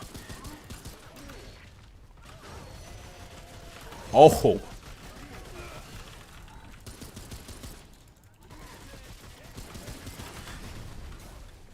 God, I love these enemies.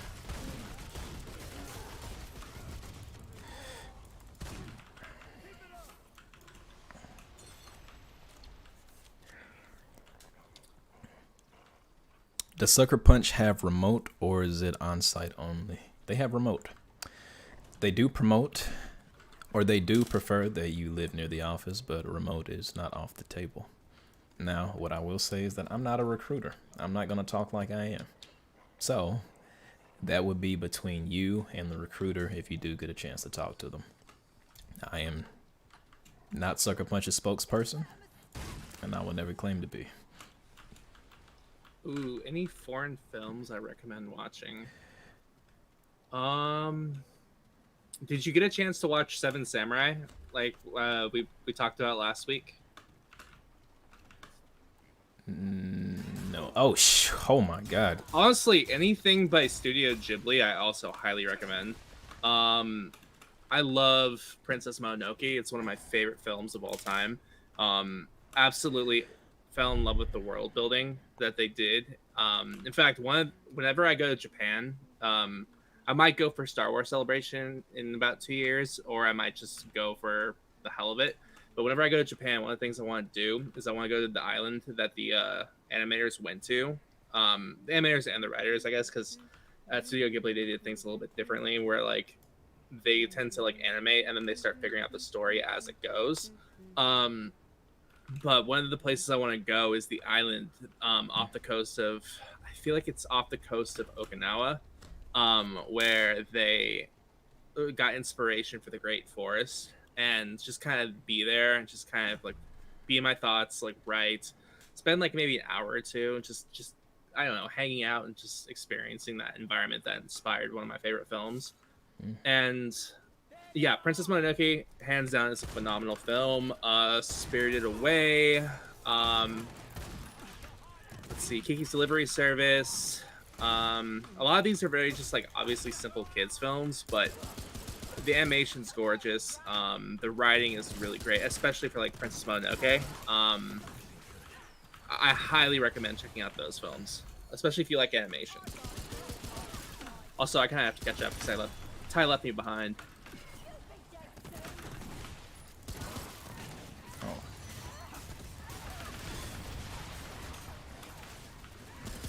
I will say I wish there was a better way to keep track of your teammates in this game. Very easy to lose track. Oh, okay. Hello. Oh, hello. We got the Witch King.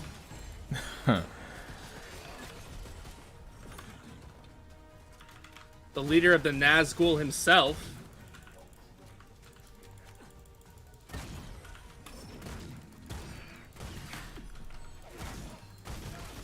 Got him. Dude, you lit him up. What the hell? He didn't stand a chance. Not one. What are your top recommended games to study to develop an intuition for effective combat design mechanics? I feel like I know your answer to this. It's probably stuff like Elden Ring and Dark Souls, right?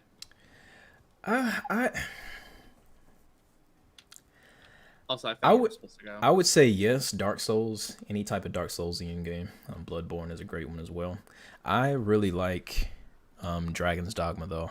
Dragon's Dogma is a niche game that doesn't really have the most put together narrative, but the combat is so interactive with the enemies. You can pick the enemies up if they're smaller. You can climb on the enemies if they're a lot larger enemies, kind of like Shadow of the Colossus. And that type of interactivity you really don't get from video games nowadays. So I would say Dragon's Dogma is probably the one that I would go towards. God of War is great because it's like absolute carnage. You have interactivity with the enemies by being able to do the execution moves on them. And that's from a very close camera perspective. So you get to understand like enemy design.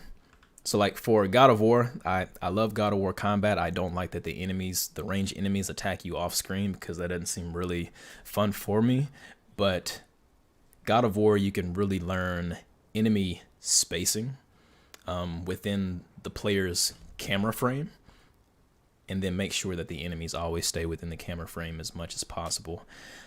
Dragon Dogma, yes, for interactivity with the enemy. And Dragon's Dogma has like some really meaty hits. And if you're attacking something large, then like let's say you're attacking an ogre's leg, their leg skin actually jiggles. It has physics to let you know that, hey, I'm attacking this thing. So they have really good player feedback in that game as well. What else? That's a great question. What else? I would do 2D games as well. Like Hollow Knight is also a great one. Ori and the Blind Forest is also a great one. There's not really one thing. I think the thing that makes me an effective combat designer or a game developer in general is because I play a lot of games. And that doesn't mean like play games for game's sakes, but I've been playing games since I was like 4 years old. And I started to get into the creation of them since I was 13 or 11, about 11 years old. So I've always kept those concepts and the designs and the experiences of multiple games and their combat in my back pocket. So for when I need them, then I can say, hey, this game has this. I like this for this type of thing. So let me go seek out that game and try to find something that I can incorporate in the game that I'm making or the mechanic or the system that I'm making. So I would say the best thing to do is like study your favorite games. Like Kingdom Hearts was the first combat game that I really got into, and I was like, yo, this is like next gen combat. And that's also a great franchise to study. Not Kingdom Hearts 3. I'll never knock another dev for spending time making a game. Game devs work hard, but Kingdom Hearts 3 for me dropped the ball. It didn't feel as entertaining and immersive and gritty as the first two. It felt a lot floatier in the third one, and I didn't feel like I was actually fighting the enemies. It felt more like a Diablo version of Kingdom Hearts where I was just spinning around and doing all this kind of stuff and things just die. In Kingdom Hearts 1 and 2, you actually get to interact with the enemies and have abilities and cooldowns, not cooldowns, but abilities to actually interact with your enemies one-on-one and use your party. So those are the games that I would recommend. But look at your own past. What do you enjoy? Because being a combat designer is not about looking at the top games and then trying to extract from them. It's about extracting from your own experiences and the games that you've played in the past and taking from that to make something new or interesting. Let me follow up with that, Ty. What were the games that you looked into that were your favorite games that really kind of influenced how you approach combat design and like what really got you down your path? Probably Little Big Planet. Little Big Planet that released back in 2008. God, I'm old. Dude, you told me. Boy, okay. We're knocking on 30, man. Holy shit. For real. But yeah, 2008, Little Big Planet came out, and I think back then Unity and Unreal were paid And I didn't have a computer a beast enough to actually run those programs and create stuff, and I didn't even have the knowledge to create stuff. But Little Big Planet had the play, create, share model, and they had a game engine within the actual game. Was it robust in the first game? No. It was great enough to do things, but it was very cumbersome to do things that were more complex. The second one came out in 2011, and then that one had its own visual scripting language. So I found myself gravitating towards creating combat stuff, combat stuff, combat stuff. And I didn't want to do anything else. I didn't care about level design. I didn't care about making a space for anything. I do utilize my knowledge of what space we're in and how that improves combat or negatively affects combat. But I really just fell in love with combat in general. And so I've been into like looking into combat design and taking mental notes since I was 13 because I was getting into all of those combat related things early on. Let's go through this gate, Doc. No, hold on. I want to go off it too because this is really good. This is a really important kind of like process. I feel like not only just for combat design but for also narrative design too. Okay. You kind of have to break down, and I think this is kind of like a common core concept for almost any art form you want to do. If you look at like if you want to be a great painter, you kind of have to look at the artist that you admire the most, and then you have to study what about that art like triggers some sort of reaction in you. Is it the brush strokes? Is it the color usage? Is it the composition? Like what about it like draws you to that? And then how can you take that and then incorporate it into something else? So let's say, I might be a bit of a Star Wars fan.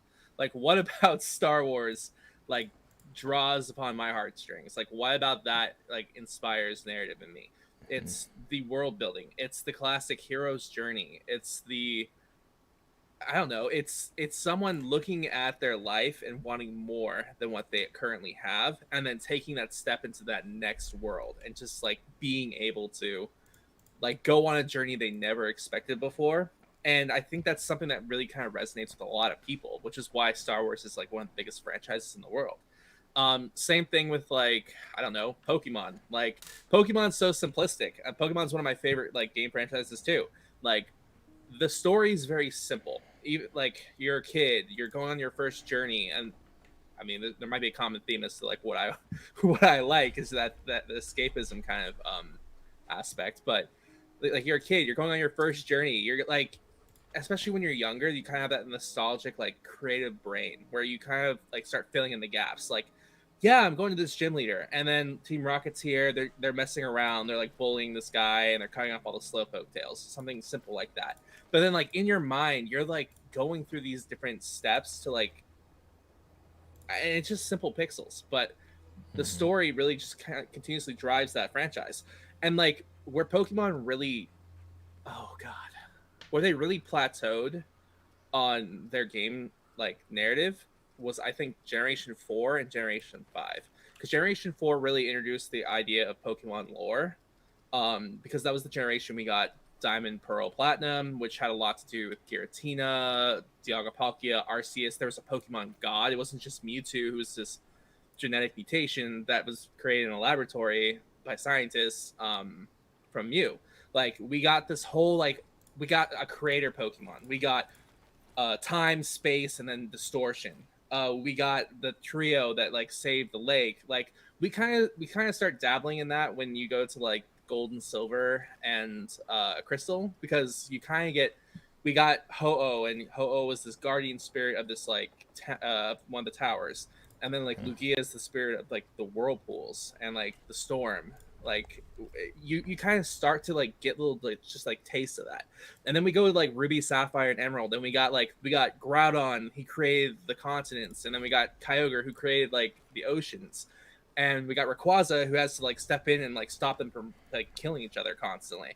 But then we got Diamond, Pearl, and Platinum, where we get Arceus, this creator god Pokemon. We got time, space, distortion. We got Lake Trio. Like, and even one of the biggest themes in those games was just like Pokemon lore. And like Cynthia, she's the champion, right? But the town she grew up in is a town that's completely dedicated to like Pokemon like history, and it's like a piece of time that's just everything from its like design and its language and everything like that, like it is really encapsulated in this one village. And then Pokemon stepped up their game, and then we got Black and White and Black and White, Black 2, White 2, and all of a sudden we have this character N. We have all these like really kind of like themes of like, are Pokemon slaves or are they friends? Like, what about like what makes a Pokemon? Like, are they partners? Like, should humans really even be like? They start asking deep questions, and then all of a sudden, like, I think Black 2, White 2, like the Black and like Gen 5 was a masterpiece, and then Gen 6, they kind of like, I can't even remember what Gen 6's story was. Gen 7 was a lot about like the Guardian trio, or the Guardian Island. I think because we go to Alola for that one, but like it's kind of like gradually declined a little bit more and more each time. I would say maybe like the newest game, Scarlet and Violet's like still kind of decent, but like you got like, Gen 4 and Gen 5 are just like phenomenal games. So what you want to do is, sorry, I kind of got off on a tangent there, guys, but like what you want to do is you want to take what about these games is like great. What do you love about them? And then how can you take that and then explore that, reimagine it, retell it in your own way. So I love that there is a creator in these Pokemon games. And so what I would want to tell in like my own narrative is like a deep lore story. So we got a creator spirit. We have like they control like the lands, and you as the protagonist has to go out and your whole idea is you want to meet this god. And this is just me spitballing off the top of my head right now, but like just exploring what about these Pokemon's like games do I love, that allows me to just kind of, oh yeah, this works because I like this and this is why that works, and that must resonate with other people or else the games wouldn't sell as well as they do. And then you know what I'm saying, you kind of just take these games that you love, you break down what works, and then you have to like find ways to reincorporate it. Yeah. Hopefully that was helpful. I kind of just went on a really impassioned tangent there, so I apologize. Let's get this boss. Yeah, we're gonna go through the boss, but pay attention to how he's talking about a game that he loves and the progression of it. He has immense passion about what he talks about, and that is what you need to find if you want to go into the game industry, is what is your particular passion about a certain discipline within the game industry. My passion is combat. I can talk about combat. Harvey just talked about the lineage of Pokemon as it relates to his personal experience. And your personal experience is going to be the best reference point for your creativity throughout your entire career. So I'm not going to say that if you're not talking like that, it's going to be any type of negativity, but that is passion in his voice. That's what I want you all to find for yourselves, because that will keep you going when the going gets rough. Man, Ty is out here trying to make me blush. Hey, you passionate dude, man. All right, let's get to this boss fight. Speaking of passion, I've actually given myself more than enough time to heal back my health bar. Dope. Yeah, Chain of Memories, dude. One of the best GBA games ever created. I remember that. Mudtooth Stew. Let's see. During my first game jam this semester, team of 8, I'm doing environment art. How many artists would you say should be in a month-long game jam of 8 members? It depends on how complex the art is. So if you're like a badass artist and you know how to move quickly and efficiently, then you need to be you can stand to be the only one. But if what they're asking, what the concept or the game that you're making is asking requires more, then you just need more.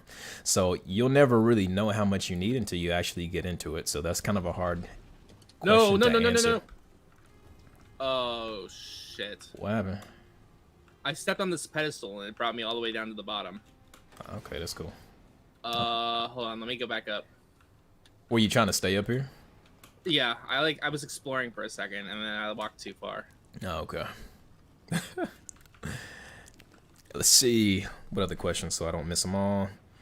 Yeah, Khalil, sad but fair assessment of Kingdom Hearts 3. As someone who loves the whole series, I agree. Yeah, man, it was soul crushing. We waited a full decade for Kingdom Hearts 3 to come out, and it just did not compare in the same light.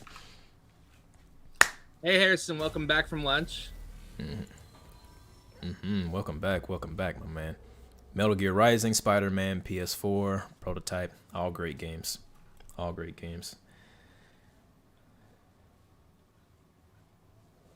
Okay, concoctions are a special type of consumable. Oh, wait. Okay, dope. You having fun without me?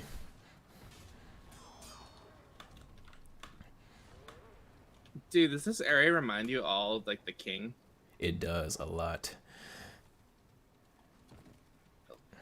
Like, even just seeing, like, the enemies we just fought instantly brought me back.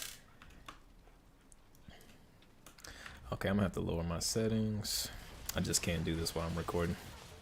Okay. Or I need to lower my shadow quality. So hopefully you can keep me alive in the meantime. Yeah, I got you. Good man. Okay.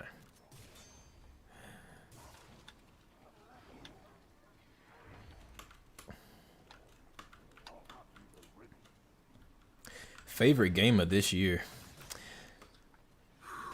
That's, How far did you get in, Tears of the Kingdom? Oh god. Oh man, that's favorite game of the year so far. Have you stopped playing or are you still going? Dude, that is the first game where I've been able to just plug in bite-sized playtime for this long. Like, that's part of my morning ritual is to go to the gym, come home, play Tears of the Kingdom for around 30 minutes, and just continue with my day. Like, it's so much stuff you can do in that game. Everything is creative. There's no one way to do a certain thing. And there's so much exploration within that game. And I bought a Nintendo Switch specifically for that game, and I do not regret it at all. That is definitely a $350 game right there. I'm having so much fun with it. I'll answer my question, my version as soon as we're out of this combat. Dude, what is with these bosses? Just got so much poise on them. To answer the question on my side, I definitely think Tears of the Kingdom is like the best game of this year. But personally, I really love Star Wars Survivor, Jedi Survivor. Probably because I'm a massive Star Wars nerd, but like they did a really good job with that game. Like the combat feels great, the story and like the emotional beats, like the world building, the lore, just like all of it was like a really great experience as a Star Wars fan and as a narrative writer. The team did a phenomenal job with that game. I think if we weren't in the time that we are with like Tears of the Kingdom and Elden Ring wasn't this year, it was last year, right? Yeah, last year. Yeah, so if we weren't in this like this time where oh shit, tight. You done left me again, man. Well, hurry your ass up. Come on, man. You done left your dog behind too. Yeah, I'm coming back My up. dog's here. I'm going down. If we weren't in a time where we were getting like such great games like Tears of the Kingdom, I easily think that Jedi Survivor would have had a chance as like one of the best games of the year. But we're getting like a lot of really solid games. It has a phenomenal aesthetic. Huh? I said it has a phenomenal aesthetic. The world building in that game is insane. And you're not even a big Star Wars fan. No, but I can definitely appreciate the world building in it. It's phenomenal. It feels grounded yet alien. You know? Yes. And all the planets you visit feel very Star Wars. And they incorporate a lot of like the Clone Wars and like the Empire, which is great because the time period it takes place in is between those two like time periods. So you're not only fighting stormtroopers, but you're also fighting like B2 battle droids, and I think you fight a droideka at some point.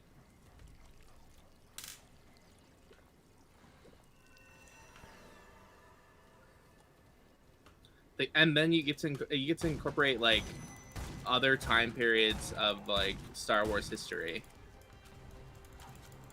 Okay, we got company. I feel like I'm doing no damage to him. Yo, them caltrops hurt, boy. I love it.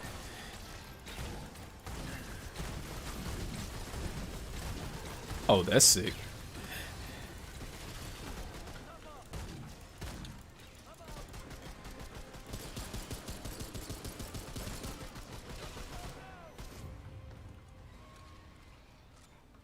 Do we have another enemy? I just heard something spawn. I hear it. Yeah, Oh, behind this. that sound design is crazy.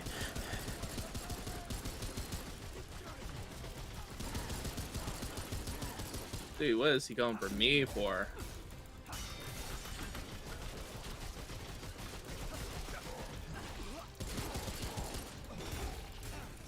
Okay, the one shot's getting really old.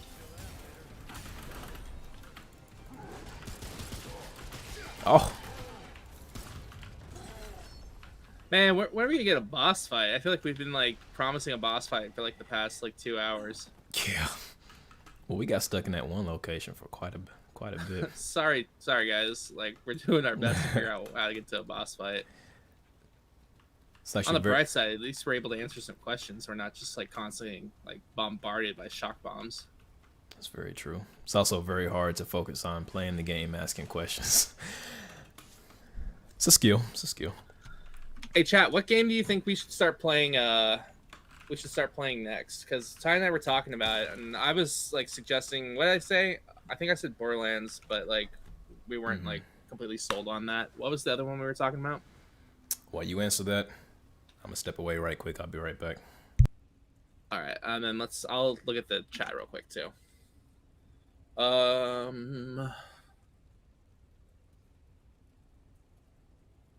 Last were the level design is so amazing to me. Also the parkouring. I'm not normally a platform gamer.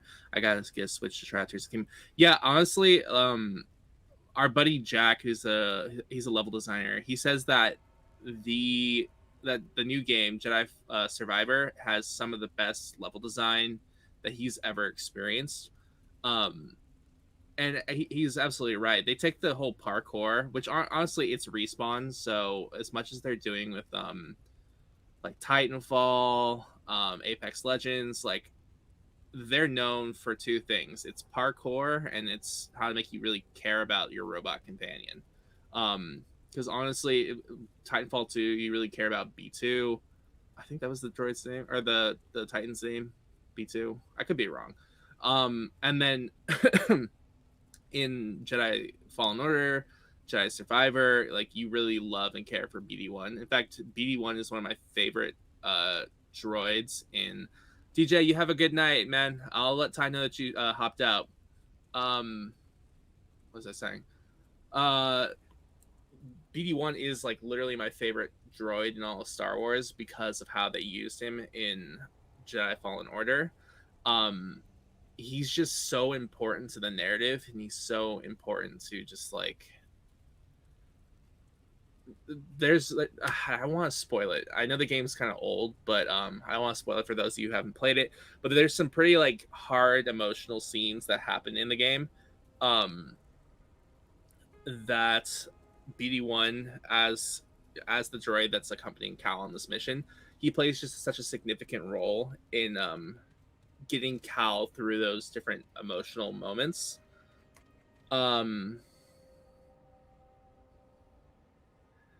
But yeah, so BD1 is like hands down my favorite droid in all of Star Wars, and it's because of how Respawn did it. But regardless, Respawn's good at two things. It's I just said parkour and how you like traverse through the game, and it's making you care about your robot companions. Let me go to the next question. What do you think about the Old Republic show they are working on? Any takes on that? So, are you referring to the Acolyte? I'm gonna hop back in with Ty, help him out. But are you referring to the Acolyte? As far as I know, the Acolyte's actually being shelved right now. There's if you want to believe the rumors that are coming out, there's some accounting issues happening at Lucasfilm right now, so that show might not ever come out. But honestly, I'm not a huge fan of what I'm seeing so far. If you guys want a really, really good, if you like Star Wars and you want a really good novel from that time period, I highly recommend the Darth Plagueis novel. if you have Audible, I highly recommend getting an Audible. But it's called Darth Plagueis, and it pretty much it does what the Acolyte's gonna do, but better. Because it actually tells the story of Darth Plagueis, like episode 3, Darth Plagueis the Wise. And it kind of shows his rise to power. It gives you a whole new appreciation to the prequel movies because it really shows like all of the stuff that was happening on behind the scenes. So yeah, highly recommend that. And it really shows how like Emperor Palpatine like finds his way into becoming like a Sith, and kind of like the whole politics behind the politics of the prequels, and it really just fleshes it out really well. Unfortunately, it's no longer canon according to Disney, but I still think it's one of the best things that Star Wars has put out. Oh, Ty went up the stairs. Ty, are you still here? Because it sounds like you muted yourself. I'm still here. I'm just letting you speak. Let me speak. All right, cool. But yeah,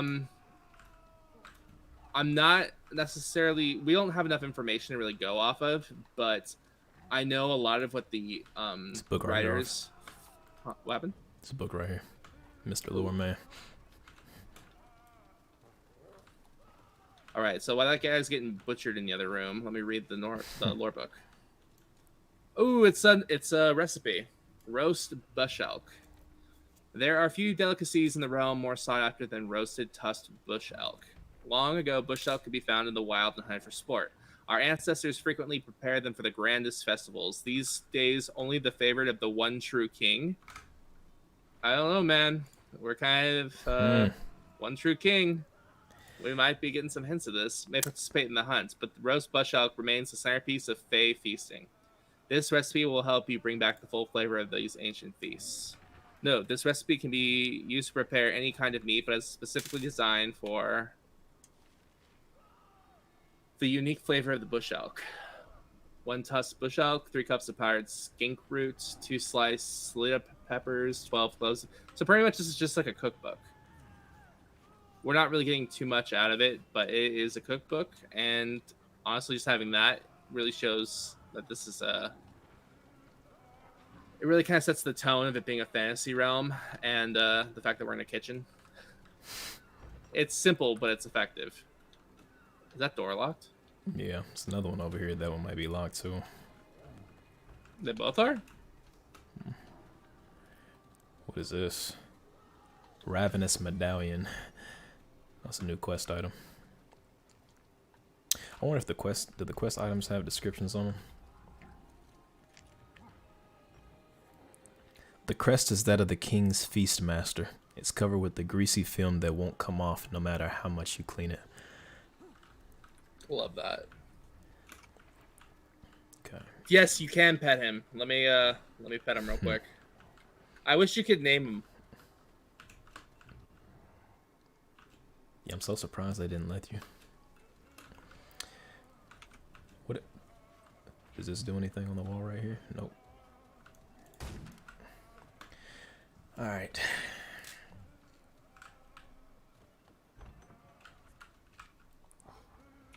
So I guess we gotta go find somewhere else to go. Maybe. All right, and enough petting the nameless dog. I really hate that they didn't give the dog a name. Or at least give you an option to name the dog. I know it's kind of a silly thing, but it really kind of makes you connect with the animal a little bit more. That's why in Nuzlocke, they force you to nickname the Pokemon so you actually get attached to them. Is that fairy needle? Okay, so we're definitely messing with some Fey type enemies, that's for sure. Yeah. What's the relation to the king? I don't think it's the same king, though. This is where we came from, ain't it? No, this looks like it might be a new area. Oh, yeah, we need to go up.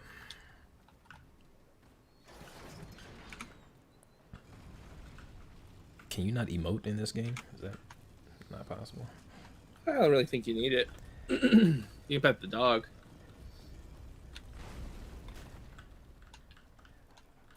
Oh, I forgot you can toggle your flashlight.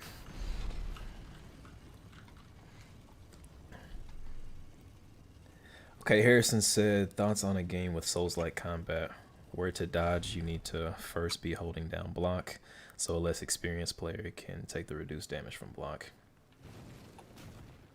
So actually, the Dragon's Dogma combat that I was talking about earlier, there is this ability that you get with the Ranger called Dodge, or it's called Rogue, and it's called Dodge. And you hold down a button, and then you press the X button to actually dodge. So it's a two-press dodge, and it actually feels very intuitive once you get into it. So while it's very niche and it's very rare that that's the case, it is possible depending on your combat. So I wouldn't count it out. It's very viable. I think the Ravenous Medallion goes near Ty.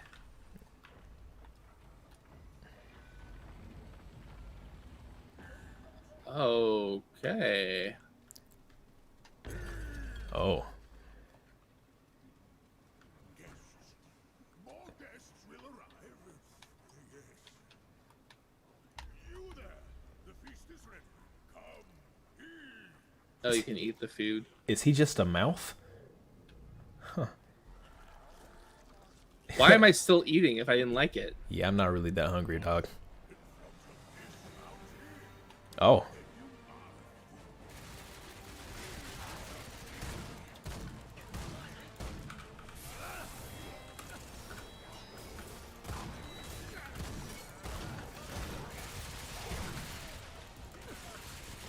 I think it's making it so I don't take. Oh, I take damage over time, but if I eat, I restore all my health. Oh, I see. Oh, God. Oh, snap. Tearing me up. Hold up now. Oh! Actually couldn't heal. Oh, I just have to eat instead? There's nowhere that I can eat. Where can I eat? I can't eat anything. What Yeah, the hell? You have to pick something. Dude, Oh, is it I'm not gonna highlighted? Survive. Oh, wow. Yeah, it's the red meat. Dude, I did not see that. Did not see that. Well, I would assume if there's a plate on the table that has food on it, then I would be able to pick it up. Because there's so much of it. So going to the specific spot was kind of weird.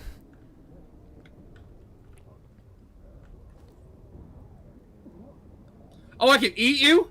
Oh, what? What? The BM! Yo! I was trying to get you up. That's savage, dog.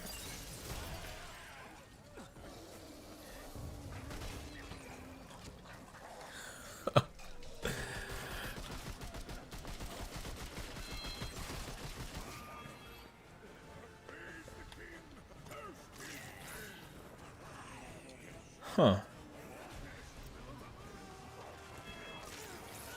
Interesting. That's cool. I love this combat mechanic. It's an awesome twist. Okay, well, I'm dead. I can answer y'all's questions in real time. So if y'all have any more questions, feel free to just go ahead and put them in the chat. I'm probably the worst person to be fighting right now. You can do it.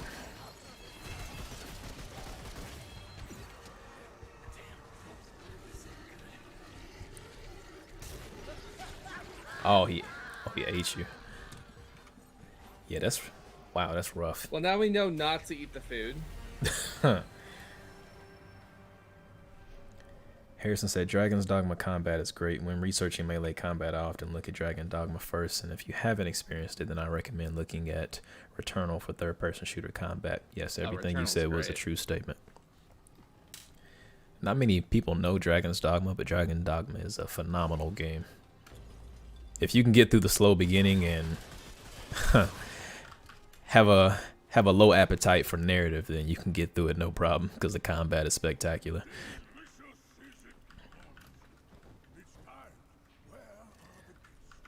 Yeah, don't eat the food. Oh, so we doing this. Have I played Sifu? I have not played Sifu. It doesn't...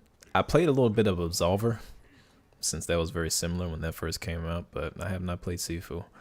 The combat just doesn't interest me in that game. It's not my particular style, but I've heard it's a great game. Does it force you to have to eat it? I think you have to eat in order to like actually do it. Interesting. Okay. What is this? What is this one over here?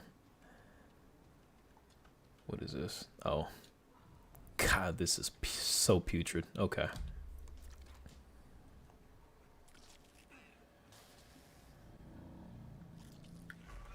All right, no matter what, we're not gonna kill each other. I didn't know that that was a thing.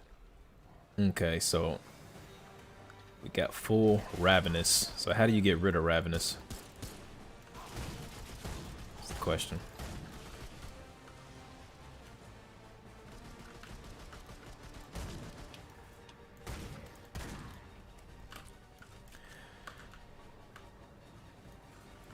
I guess we're gonna start wrapping it up soon once we get to a boss fight. We didn't get to one. I'd say we're probably gonna get through this and then probably call it. Yeah. Or maybe this is a boss fight. Feels like it.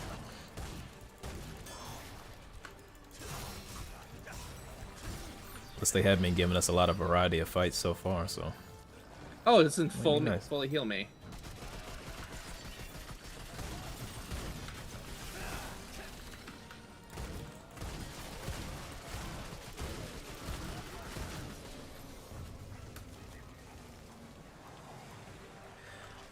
I'm gonna go eat some people right quick. Yeah, you can eat those guys too. Just ate him and tossed him to the ground. The disrespect. Oh. Oh my god. Okay.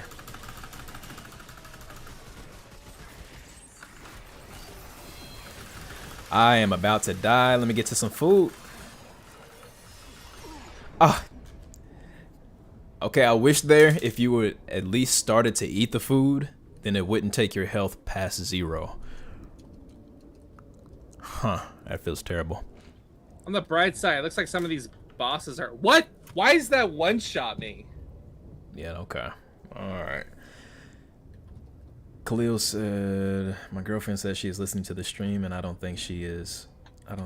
So can you just troll her real quick and say... Yo, Ty, I'm gonna die over here. Alright, Drika, I hope you're paying attention. You being called out right now. Are you actually in here?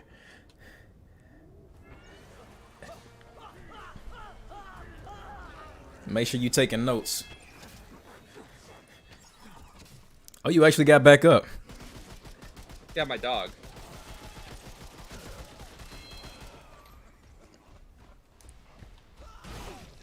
Dude, that's Cool. so bullshit.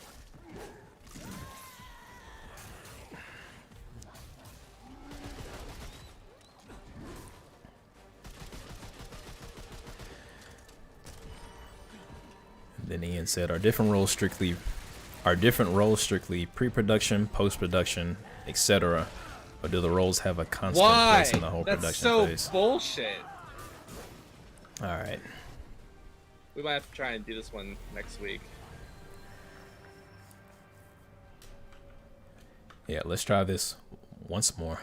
Then after that, we'll call it. Okay. Any other questions in the chat?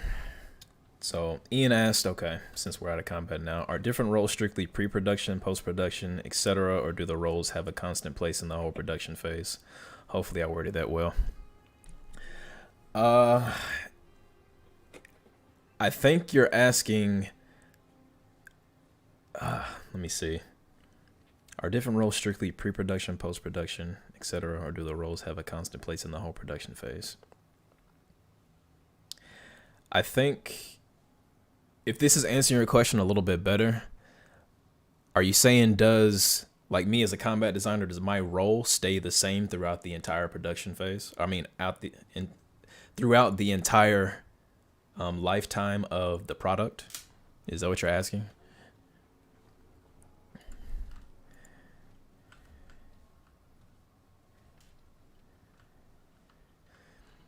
Harrison said, I haven't had the chance to play Remnant 2 yet. Are there any specific improvements on the combat from the first game that come to mind?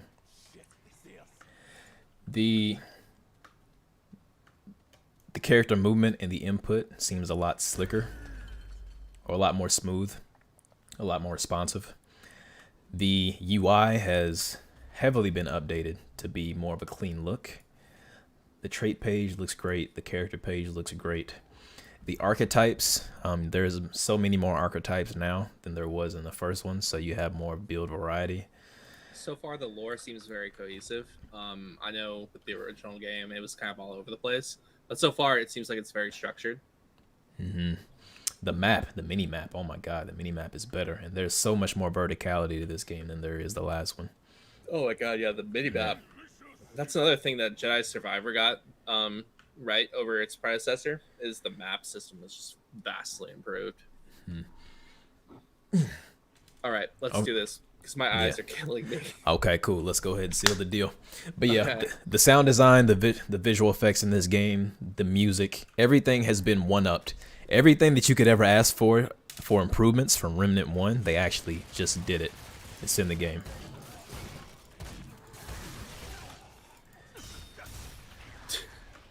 Dude, that guy who just ran up, it sounded like he said "get fucked," which is hilarious. He's like, "Rah, rah, get fucked." Yeah, would you say roles will work more with a certain phase of production, for example, with a concept artist? Awesome. Gotcha. So I'll say for pre-production, most of everybody is in the ideation phase or the experimental phase. Once you get into production, that means that you've found something that you can actually go with. And then everybody starts to focus on things that have been, I guess, decided that we're going forward with. Depending on the role, you're going to be more ideation or more execution. And then everybody towards the end is going to be working on more polish instead of putting things into the game. So pre-production, experimentation phase. What sticks? Throwing spaghetti at the wall. What works? What doesn't work? Cutting stuff. Trying new things. Production phase. Okay, we know our core values and what the game is going to represent. We're going to hammer on those. We're not going to add too many different game mechanics because we've already found what we want to go towards. Does that mean that any new things are going to be... Does that mean that new ideas are not going to make it into the game? No, but less so. Near release, everybody is pretty much working on... One second. During release, everybody is mainly working on bug fixing, making sure things are polished, and then any type of brainstorming or creation is very minimal. That won't affect the game too drastically during that time to make it unstable. So yes, roles change over the course of the game. Everybody's roles is largely the same when it comes to ideation and execution. As far as concept art is very, very like prominent in the beginning, just like everybody's role. And then once you get to the end of, or once you get to production, concept art is still a thing. Less so making the world and more so refining what's already in it. And then during the end of the game, during release, that is really solidifying. That could be making marketing material for concept artists. That could be making marketing material. Fuck or that something of boss that sort. in particular. I do want to talk about the concept art, because that was something I did look into doing when I first started my game dev journey. Oh my god. So let me get through this like fight, and then I'll have some thoughts. Okay, good. Oh wow, that was way easier that time. It's because we were talking. It's because we were trying to give knowledge. It just happens automatically. Okay. All right, you fat fuck. Yo, language.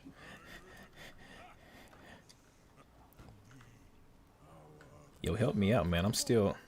Okay, there we go. Neck bone necklace. I think that was it. Let's just go back the way we came. Okay, neck bone necklace reduces the damage of status effects applied to the wearer by 50%. Gain 25% increased damage when suffering from a status effect or blight. Nice. That's really good. Okay. Well, let's go back to the stone, wrap it up, and then we can continue from here next time. Okay. After. Damn. He didn't have to do me like that.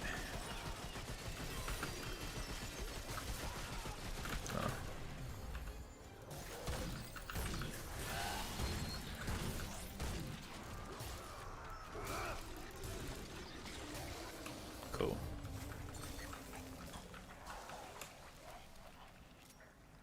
Going to the concept design question, I think there was one.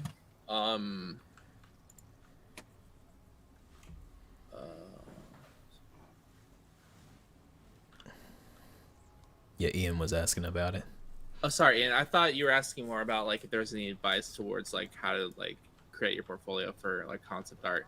Which I was gonna say, it's pretty much the same kind of idea. What I would do is like find the studios that you want to work for the most, and then see if there's like ways that you could take either existing like like cities or towns or characters, see like what about those characters really speak to you, and then try and design like I wouldn't say your own version of the character, but even that you could just take like a pre-existing character and say like this is what I believe.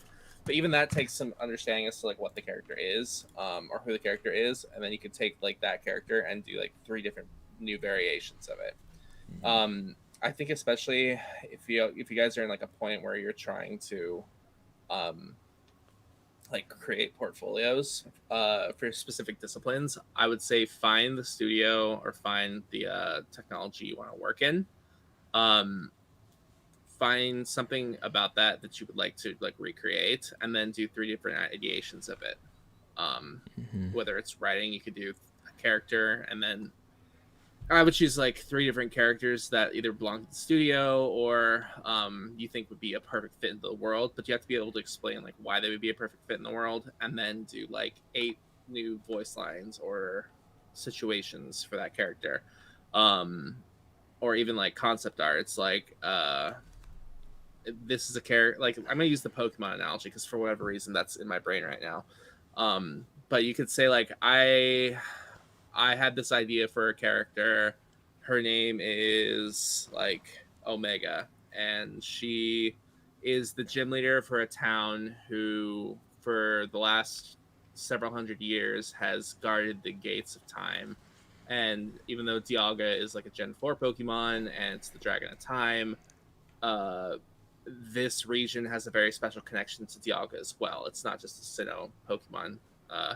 And due to that, like Dialga has different like appearance in this region.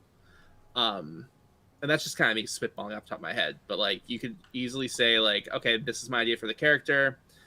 This is what I think the backstory should be. It's like, and then you take that character and say, what would this character look like? And then you do 3 different versions of that character. So maybe she has like sundials incorporated in her own design because time is very important to them, and it's more of an ancient society. Sundials are ancient timepieces, so you can use something like that.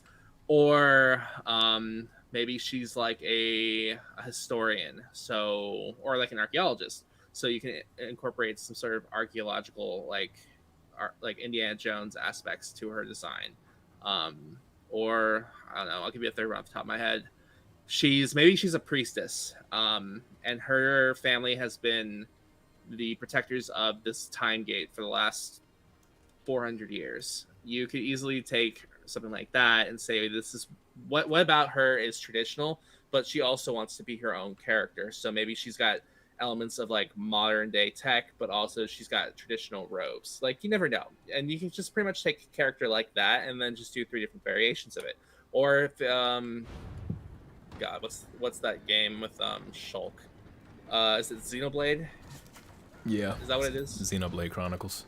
Yeah, Xenoblade Chronicles. You could easily take I don't really know too much about the game, I'm going to be honest, but like you could take a character, or you could take someone, or even Fire Emblem. You could take one of the kingdoms from Fire Emblem. You can create a brand new character, give them a whole new backstory, and then do like 3 different like design options for that, and then just post your portfolio. Share it on LinkedIn. Share it on Instagram if you have an Instagram account. Post your dev art. I would be careful about posting on Reddit because sometimes like the subreddits are like all gung ho about like fan concept art.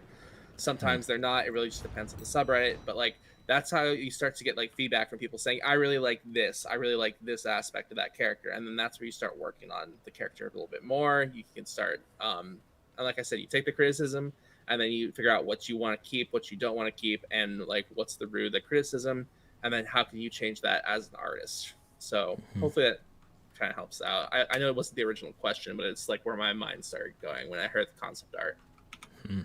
Good info. Okay. All right. Should we call it? Yeah, we're gonna wrap it up here, guys. Thank you so much for sticking around. A lot of you all actually stuck around this time compared to last time. Last time it was about 4 of y'all that stuck around for the full thing. This time it was around 8. Hopefully you got in, was able to get the information from us that you were looking for. Hopefully we answered enough questions of yours so that you have information on how to move forward with some things or how to think about some things. So once again, we thank you all for being here. Thank you to the people who were here last week who showed up with the first stream, and thank you all for switching over to YouTube from Twitch. I know that's kind of jarring, but I like this setup a lot better. But maybe we can stream on both. So also, I know Ty and I are kind of discussing maybe doing some midweek streams. So keep your eyes. I'm assuming all of you guys are here from LinkedIn, but just kind of keep your eyes glued to LinkedIn. And if we end up doing a stream on Tuesday or Thursday or something like that, Ty's gonna post about it. I'll probably post about it too. But yeah, just keep your eyes posted and eyes peeled. And if you have time, swing on by, have some questions, and we'll do our best to answer them. But it was a great stream tonight, guys. It was really awesome just like hanging out and talking with you guys. Very awesome. All right, y'all. Until next